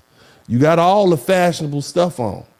And you sitting there looking at the little young ladies with the Forever 21 knockoffs and the cheap shoes, and her whole outfit cost maybe $40. And you sitting on there with thousands of dollars, where you got the gold on and you ready to pop, and they won't even let you in. You see what I'm saying? Again, when priority feels natural, removal feels unfair. And so you've been removed from being a priority to get in the club. That's how white people feel, ladies. White men specifically feel just like an older lady trying to get in the club. That's how they feel. Okay, can you empathize with them? Okay, and so what do you blame? DEI becomes a scapegoat for every disappointment. They just don't have no class. This club has gone down. It's ratchet. Who's the manager? Is Dion still here? No, ma'am. He ain't worked here in 7 years. He has not been. That's how long he ain't been here in 7 years. Oh, okay. Y'all under new management. I remember when this club used to be called Aces. What y'all call it now? Well, it's still the same club. It ain't even nothing all that. Ain't nobody up in there. Girl, let's go. Let's go to Waffle House. Let's go to Waffle House. And then you get mad at the men because they coming in there, they 45 with some fine young 20-something years old. Why y'all even going up in there? You want them little girls? Y'all into them little young girls? Or why don't you get you a grown woman like this? See you at the house listening to me mad because you couldn't get in the club. They wasn't going to put you in the VIP section. Don't nobody want to invite you into the section no more. because you done aged out. Praise Moses. You done aged out. That's how white people feel. White men, that's how they feel right now. So they want to blame everybody else for their disappointment. You and the white men feel the same way. That's what's going on. Did y'all like that analogy? I liked it. I just thought it up right now. But anyway, again, I think it's humorous when you think about it, okay? Because most of these corporate diversity gains have benefited white women anyway. You understand? The white women. So the white man, this whole well, they're against white people. This DEI is anti-white. Basically, instead of white men getting the job, white women get the job, and white men have a problem with the white women getting the job. They saying it's anti-white. No. Don't you dare, Brad. Don't you dare say that. Okay? Because Becky got a job. You know what I'm saying? Y'all are sister and brother. But, that's how they feel. But see, if you've always assumed that your success was purely individual, right, then any suggestion that systems played a role, it feels like an insult. You've never worried about being the only one in the room. And then watching rooms diversify makes you feel like you're being displaced, even if it's just a small percentage of people. You see? To you, inclusion is subtraction. Inviting other people into the building, you got to understand, that doesn't evict the ones who are already there. And so shout out to CJ March. So the real debate about DEI should be about the effectiveness and the fairness and the unintended consequence. That's a serious conversation worth having. But calling it systematic persecution or reverse racism, that stretches the word of racism and oppression past recognition. And when powerful groups begin describing policy debates as civil rights violations against themselves, language starts losing meaning. Okay, nobody's listening to white people complain. Let me just be honest. We should be, because they're going to turn it into policy if we turn our head. But the loss of automatic preference isn't the same as discrimination. It's the end of exclusivity. And exclusivity fading isn't a tragedy of democracy. It's a point of it. Okay? Okay? Now I'm going to say something else. So let's go ahead and hit it where we hit it. We're going to talk about what's really going on. Okay, we're going to talk about sexual hierarchy. Okay, see, let me tell you something. Some of these little dark corners of the internet, and I've been on these internet streets for a minute. Now, I've heard all the red pill rhetoric, and I know where it started. When you really go dig deep into it, this is white men complaining about white women. And some of these little dark corners, okay, before the dating apps. Okay, let me run it down like this. For generations, media in America and Europe, they centered white men. That was the default symbol of success and stability and romance. And that repetition matters. If you see one image over and over again, your brain starts coding it's normal. Normal becomes desirable. Desirable becomes natural. But repetition isn't biology. It's conditioning. That's why you can see somebody that you're supposed to like and the TV say you're supposed to like, and then you see this one over here that you really like, you like, damn, that's what I really like over there. You understand? So no matter how much a person is conditioned, nature doesn't care. Somebody just, some of them just like, damn, I ain't supposed to be nowhere near her. Damn, I need to leave all that alone. That's just danger. That's why you end up with the baby mama you got right now. Brothers, that's why you with her right now. That baby mama, she got you. You liked her for something. She got, hey, it was something natural. You couldn't control. You know you wasn't supposed to like it. Everything told you, leave her alone. No. And you went up in there anyway. You sure did. You went in there raw dog. And it was good. Your pull-out game got weak. You went in there. I know this ain't no good. She ain't graduate high school. Shit. Why am I doing this? Why I can't believe this, man? Why? Nature got you. Pheromones got you. Praise God. She took you back. You don't know why it happened. I know why it happened. Nature. Half of us are here right now because of nature and a Marvin Gaye song. That's why we here, and some brown and probably some weed. Okay, it wasn't even strong weed. It's that backyard boogie that they was doing back in the 70s and 80s and 90s. And some Crown Royal and some Hennessy and some soul music. That's why you're here. Nature. Nature got you here. Not conditioning. If conditioning got you, all of us would be doctors, lawyers, and engineers if it was conditioning. Nature. Okay? But here's the thing. So throughout history, the group with the economic dominance becomes a group perceived as the most desirable. That's it. And for the past 400-500 years, it's been white men. Wealth signals security, status signals opportunity, media signals beauty. And when those signals are unevenly distributed, attraction patterns follow. That doesn't mean one group is superior genetically at all. It means social hierarchy leaks into private life. And now what happens when the money and the power and the social status begin to change and shift away from white men who've traditionally held on to these status symbols and power? Well, you know what flows from that is that, you know, women of all ethnicities will go to resources of other men. And now you got white men forced to compete. That's why they always concerned with what's going on with this black man and this, you know, what he got going on down there. See, and so how do they fix that? How do they counteract that? Well, the way we can make it illegal, and that's why you have, for centuries, you have interracial relationships were illegal in parts of America. They had something called anti-miscegenation laws and they punished pairings. White men could always have access to a black woman or a woman of some color. White woman, no, damn it, Karen. better leave Tyrone alone. You're gonna go to jail, right? And the media reinforce these stereotypes about masculinity and danger, right? Danger of the black man. And those historical narratives, they don't just disappear overnight. They reshape perceptions long after the laws are gone. And so when someone says black men can't compete, they're skipping over centuries of messaging that framed them in a specific way. They're pretending attraction forms in a vacuum. It doesn't. Attraction influenced by exposure and narrative familiarity. You're seeing insecurity looking for confirmation. That's what you see. You're seeing their insecurity. You see it. And confirmation bias, when mixed with selective data, it looks very convincing, especially online. But convincing isn't preferences into racial doctrine, okay?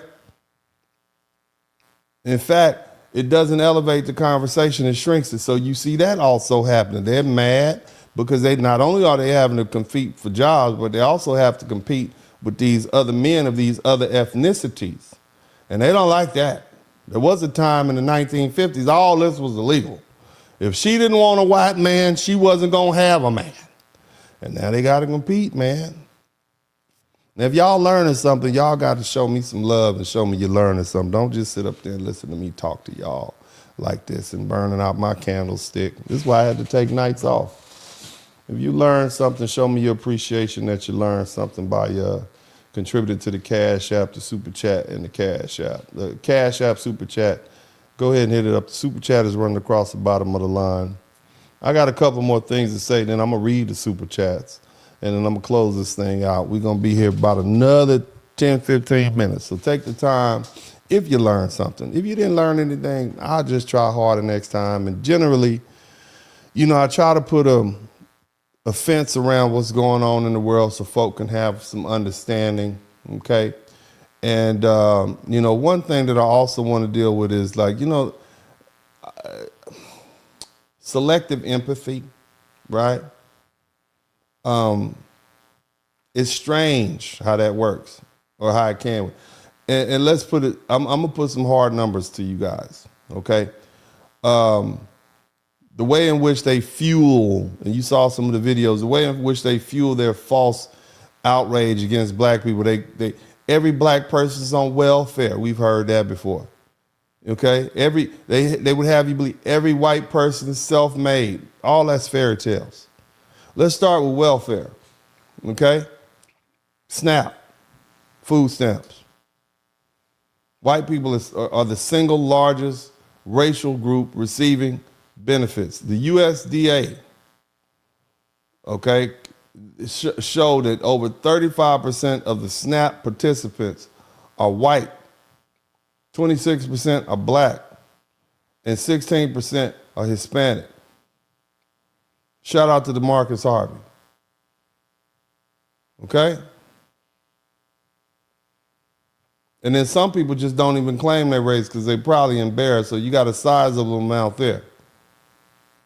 And then you had a Pew breakdown from 2023 that shows that non-Hispanic white adults, grown people, 44% of them receive SNAP benefits. 27% of black adults receive it. Now keep in mind, black folk been dealing with all these structural issues. There's supposed to be some issues that we dealing with, some poverty issues that we supposed to deal with. But white folk have had a 200-300 year head start. Now again, that doesn't mean white Americans are more dependent per person. It means in raw numbers, okay? Because we're not talking about, what do they call it, per capita. We talk about who's costing the most, and it's white people costing the most. And they receive the most benefits. They need a lot of help, okay? And here's the part people skip when they're doing moral sermons. Plenty of black Americans are doing fine financially.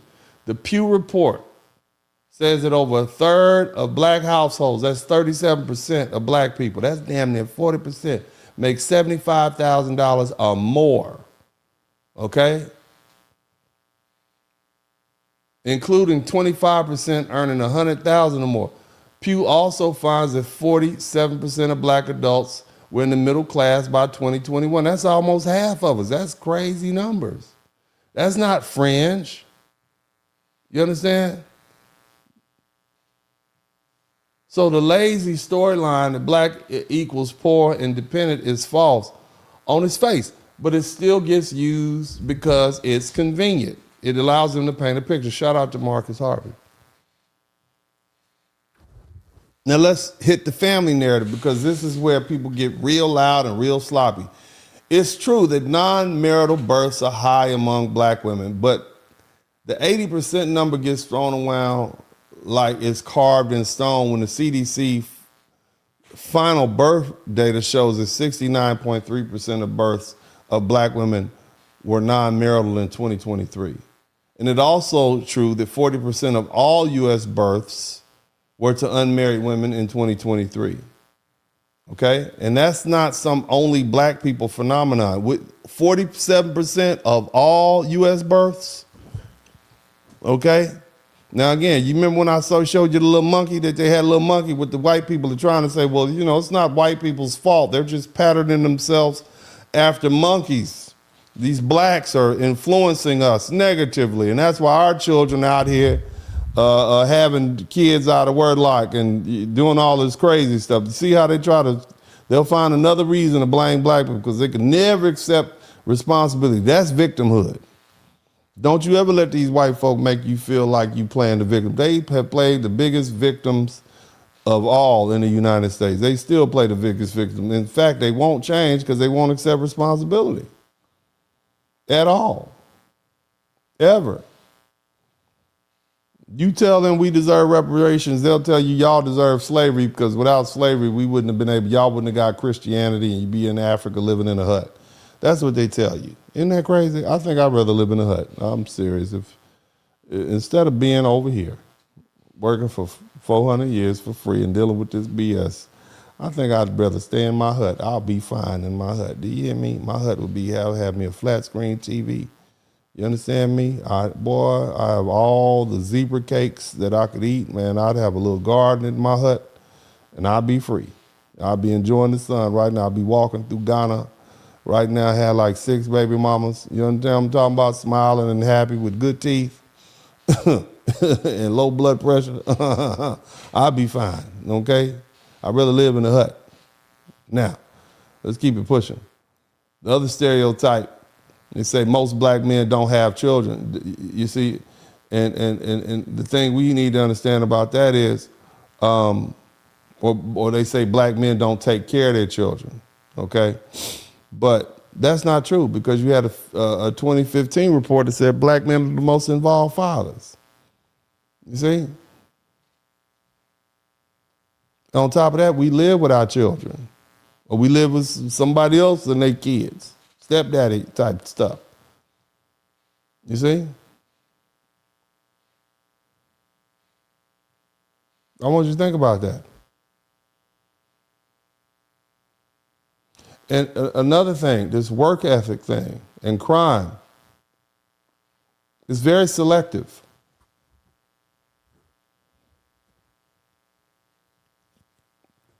Very, very selective. They never talk about the crimes that white folk commit. When we talk about crime, if you're talking about raw totals, white people make up the majority of arrests in the U.S. That's the FBI. You can look at the UCR table from 2019. White people make up 70% of the arrests. They were 70%. White people account for 59.1%, 60% of the violent crime arrests. See? I'm not trying to swap stereotypes. You know, the point is consistency. When black hardship shows up, the story becomes culture and bad choices. But when white hardship shows up, the story becomes systems and sympathy. And the double standard isn't accidental. It's the moral hierarchy doing what it always does, deciding who deserves grace and who deserves blame. You see what I'm saying?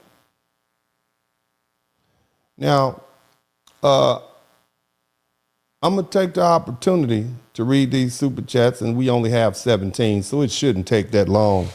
Having spoken to you all for 3 hours and 15 minutes, I only have 17 people that have picked up what I put down. I'm sure I'm a terrible teacher, obviously. It's obvious that I'm terrible, because if I said, if you learn something, I should earn something, and only 17 of you all have learned something, and this is, how many people? We got 300-400 people.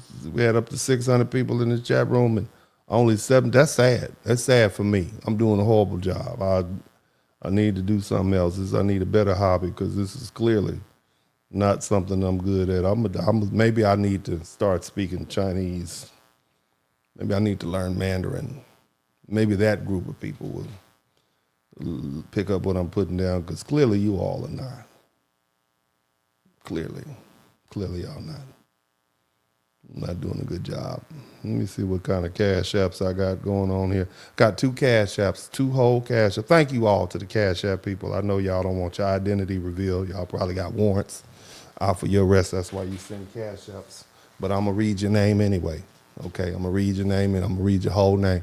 STEM Style. Thank you so much, STEM Style. I hope that the police don't arrest you. I hope you don't have a warrant out for your arrest. I'm reading your name.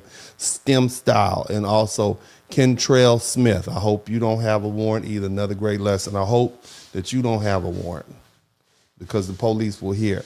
Okay? And if they ask me for you, I'm going to give it to them. I'm not going to jail for you, Kim, or STEM. Kim and STEM. I'm not going to jail for either one of y'all. Who else we got here? We got, let me see. Let's see what we got. Let's read it out loud for everybody to see. We got up here late at night. Let's see all these magnificent people who contributed to the super chat. Let's see what we got. Let's start from the bottom. We'll start from the bottom. NTZ Claw, thank you for the $2. Marcus Harvey. Marcus Harvey, you got me. Thank you. We got 18. Can we get 20 super? Is there 2 more people? Is there 2 more? Is there 2 more people to learn? Is there 2? Could be. I don't know.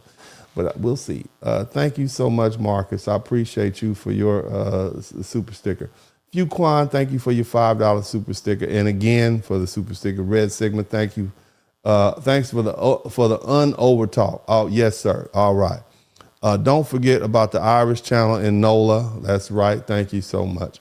Mark the Freelancer. Some folks got extra Irish leprechaun in them, and that's why they are 411. Thank you so much. Patricia Hightower, thank you for the super sticker. Fuquan, thank you for the super sticker. Also, Fuquan again. Fuquan coming through heavy. Red Sigma B1. Shout out to everybody. Fuquan, somebody type B1 in the chat room. If you appreciate my knowledge that I'm sharing on y'all. We learned a lot. Learned about the Irish. We dispelled some of those, what is it called? The indentured service, the difference between that and slavery. Hard-hitting history. Thank you, B1. I appreciate you. Canary Valens. $5 super sticker. Thank you so much. Black people should know 2 declarations of independence. Shout out to Wilmington, North Carolina. Google it. They took your jur. I don't know what you're saying. But they took your jur. I don't know. I can't read that, brother. I don't read New Orleans. Okay. The Marcus Garb Harvey. Thank you so much. And also we got one more. 19 super chats. 2 more. I'd like to have one more, but that'd be great. Look. What time do you all prefer for me to come out? Sometimes I come out at 9. Sometimes I come out at 7 in the evening. Sometimes I come out at 6. What hours do you all prefer for me to deliver these messages? I need to know, okay? Because I'm going to go by 3 hours. Long-winded. What time do you all prefer? Let me know. What time? Put it in the chat room. Everybody who's looking, let me know what time. I want to know what time you all prefer, because I'm going to be on when I'm going to be on. Sometimes I get here when I can. Okay, what times do you all prefer me to be? Somebody says 6. Okay, somebody says, shout out to William Christopher, thank you so much. Somebody said 7. You all like the early shows. Late is actually dope. Okay, thank you. Okay, but y'all ain't 8 o'clock. I get 8 o'clock. What else? Let me see. I got 6, 7, and 8. I got 9. I don't have a consensus. I don't have a consensus. 6, 7, 8, or 9. 7 p.m. Central Standard Time. Still no consensus. Y'all need a 7 p.m. I get another 7 p.m. All right, what else? I'm going to try to 8 p.m. Okay, so I got a couple of, most 7s, a couple of 8s, 8 p.m. Mountain Time. I don't know what Mountain Time is. I don't know what that is. What is Mountain Time? Is that 7 p.m. Central Time? I'm on Central 8:51, 8 p.m. So I'm getting 7 and 8. 7 and 8 seems to be what you're looking at. 7 and 8. So 9 is too late. That's what you're telling me. 9 is too late. 7 and 8, 9 is too late. Is that what you all are telling me? That's the consensus? Huh? Is that what you're saying? No, I'll think about it. See what I can do. But anyway, let's go ahead and wrap this thing up. Shout out to everybody who contributed to the Super Chat, the Cash App, and the PayPal. Thank you so much. I appreciate you all for the time you spent. Now, what's actually happening? Okay, let's zoom out. After all the arguments, all the charts, all the online debates, what's actually happening here isn't victimization, it's recalibration. You see, most of American history, the hierarchy was clear. It's not subtle, it's not hidden. Clear, certain people and certain norms that sat at the center of media, politics, business, and culture by default. They didn't have to demand representation. They were representation. They didn't have to argue for exclusion. They were the standard. And when you grow up inside of a system where your comfort is treated like common sense, you stop calling it power. You start calling it normal. So when the structure starts to shift slowly, unevenly, and perfectly, it doesn't register as equalization. It registers as theft. Somebody's stealing something from me, man. Taking my stuff, man. You want to go back to the 1950s. You see? It's like somebody cutting line. Like the world suddenly is unfair, but the reality is simply the line is just being made visible. If you've always had the biggest slice of the pie, and suddenly the pie is divided more evenly, you don't experience that as fairness. You experience it as a loss, and loss feels personal. And that's why we keep seeing the same emotional chain reaction when, white folks feel a decline, okay? Their dominance is declining. It feels like defeat. And when exclusivity fades, it feels like intrusion. And when hierarchy flattens, it feels like humiliation. And that emotional reaction is real. But real emotion doesn't automatically mean real oppression. These are your feelings. And there's a difference between losing special position and being denied basic rights. One is a bruise to pride. The other is a bruise to safety and opportunity and life chances. And here's the part a lot of people don't want to admit out loud. The loudest, okay? We're oppressed, right? We're oppressed now, okay? That talk often sounds like projection. I want you to hear me. See, for decades, we've heard the same lectures aimed at everyone else. Work harder. Stop making excuses. Stop blaming the system. Pull yourself up by your bootstraps. But the moment the system stops handing out automatic advantages, suddenly, white folk, it's rigged. Suddenly, the system's unfair. Suddenly, it's a conspiracy. Suddenly, it's broken. So which is it? Is the world harsh and competitive and you just have to grind, or is it that it's only true when someone else is struggling? Now you out here questioning the same institutions that gave you a help up. Now the narratives are expanding. Now the visibility is broadened, and that expansion is feeling like destabilization. Imagine walking into a room where you've always been the main voice and suddenly the microphone is passed around. That's how white people feel. Everybody gets to talk. You still have a seat. You still have influence. You got the major influence. But you're no longer the only one speaking. You're no longer the only one in the spotlight. See, you're used to uninterrupted attention, sharing, that's what you're used to. And now the fact that you have to share, you feel like you're being silenced. But it isn't, it's just sharing. This is something children learn. See, this is what status recalibration looks like. You're no longer at the top, white folk. But a white woman, she seemed to be doing all right. I think she's going with whoever's available, but the white man is not on top anymore. And that's why he's complaining so much. It's uncomfortable. It creates friction, and people argue over language and symbols and hiring practice and media portrayals and school curricula. All of that noise feels like a crisis. But see, recalibration isn't collapse, it's adjustment. And here's another layer. Adjustment does not mean power vanishes overnight. Institutions don't flip instantly. Wealth doesn't redistribute magically. Political influence doesn't evaporate because the demographics shift. What changes first is the perception. People begin to notice they aren't automatically prioritized. They begin to compete in spaces that once felt like it was guaranteed. They begin to see stories and faces that weren't previously centered. Perception shifts before structure fully does. And perception can be intense. Humans are wired to detect status threats. This is how we maintain ourselves. And when people believe their group is losing standing, they react defensively, even if their material conditions remain strong. And that doesn't mean they're being evil. It means they're human. But understanding the psychology doesn't mean validating the conclusion. Feeling displaced isn't the same as being dispossessed. Feeling criticized isn't the same as being criminalized. Feeling challenged isn't the same as being structurally excluded. Status recalibration can bruise the pride. It can create resentment. It can fuel political movements, which is what you see going on right now. Somebody type MAGA in the chat room. Somebody type MAGA in the chat room. Somebody type MAGA or Make America Great Again in the chat room. Is this all starting to make sense? Y'all starting to understand what's really going on now?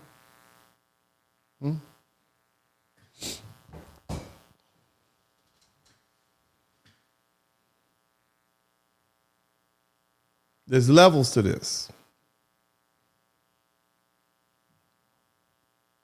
One is emotional, the other is institutional. One is about identity, comfort, the other is about rights, resources, and safety. And when those categories get blended together, conversations spiral, because then everybody, you know, then everybody uncomfortable changes. It becomes framed as some sort of existential harm being done to them. See, what we're seeing right now is a dominant society being colonized. It's a dominant group adjusting. Okay, it's not colonization. It's not oppression. That's not what's going on. Are your rights being removed? Or is your exclusivity being reduced?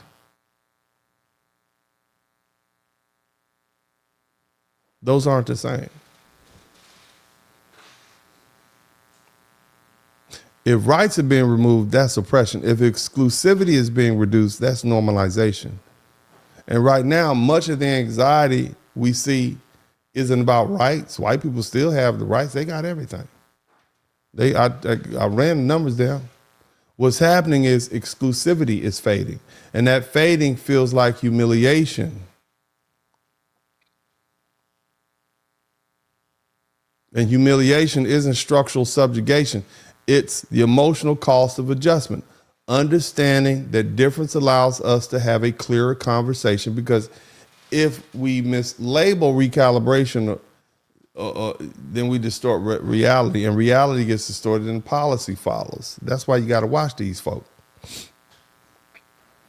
What's actually happening isn't conquest, is correction. And correction, by definition, feels uncomfortable to the side that previously benefited from imbalance. And that imbalance was white supremacy racism. And it's correcting itself. It was a 500-year experiment, and it's over.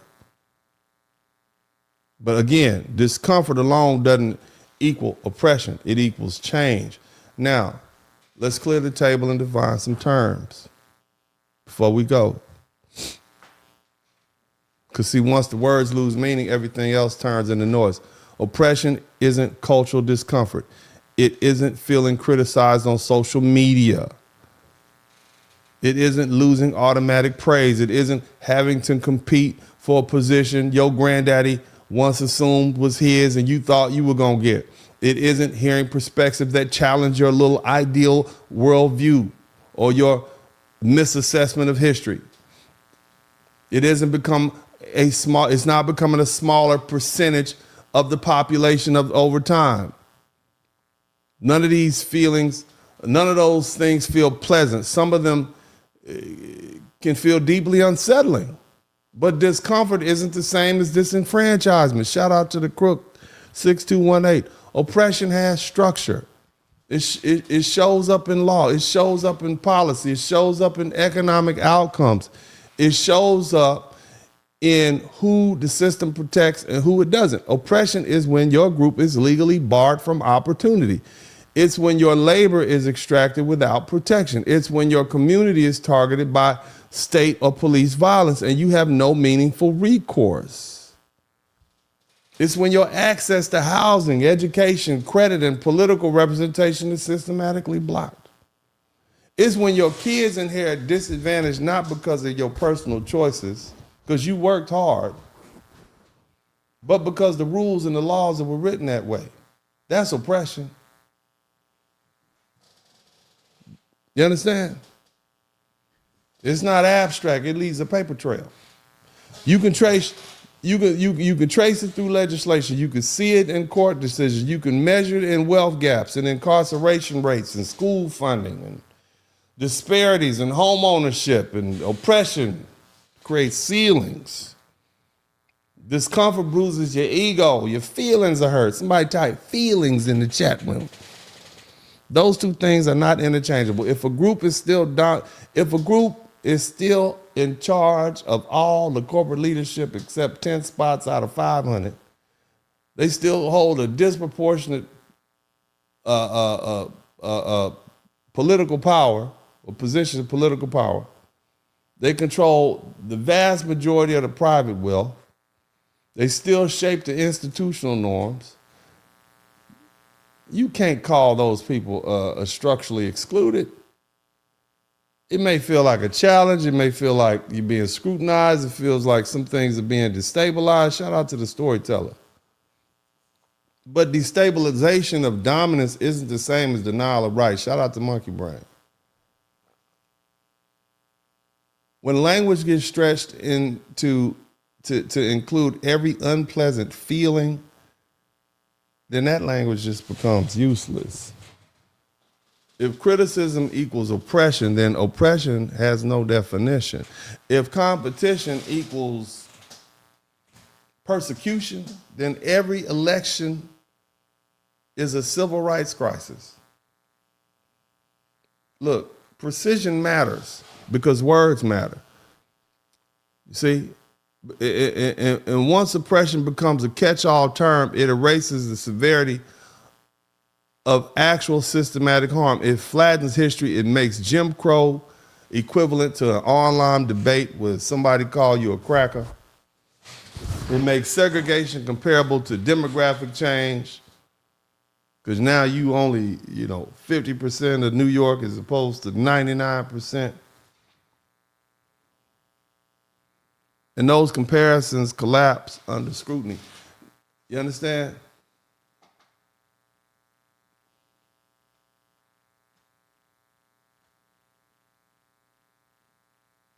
White folk don't have to justify how they feel to me.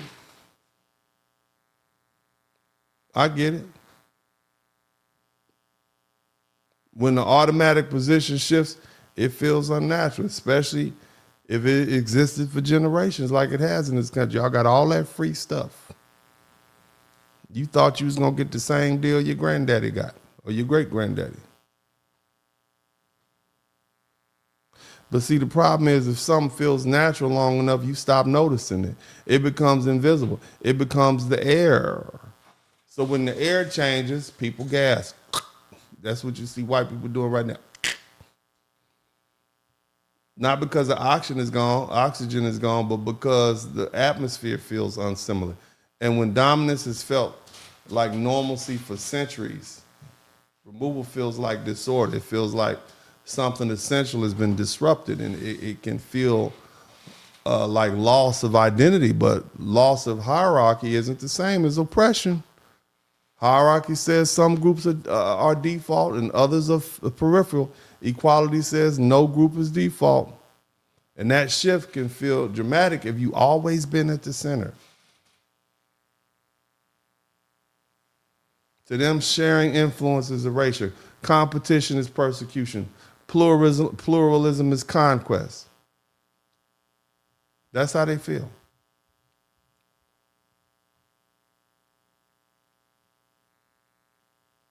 It becomes less about defending dominance and more about defending fairness. And the bigger truth beneath all of this debate isn't about survival, it's about status. White people are losing status. White men are losing status. They're forced to compete. All that big chat they was talking about, we're dominant, we're superior. Well, let's see it. No matter what, a status adjustment is not oppression. It's uncomfortable, but it's not oppression. It's what equality looks like when it begins to take shape. So now it's time for you all to pull yourself up by your bootstraps and work harder. This is Uncle D, and as I always say, I'm out.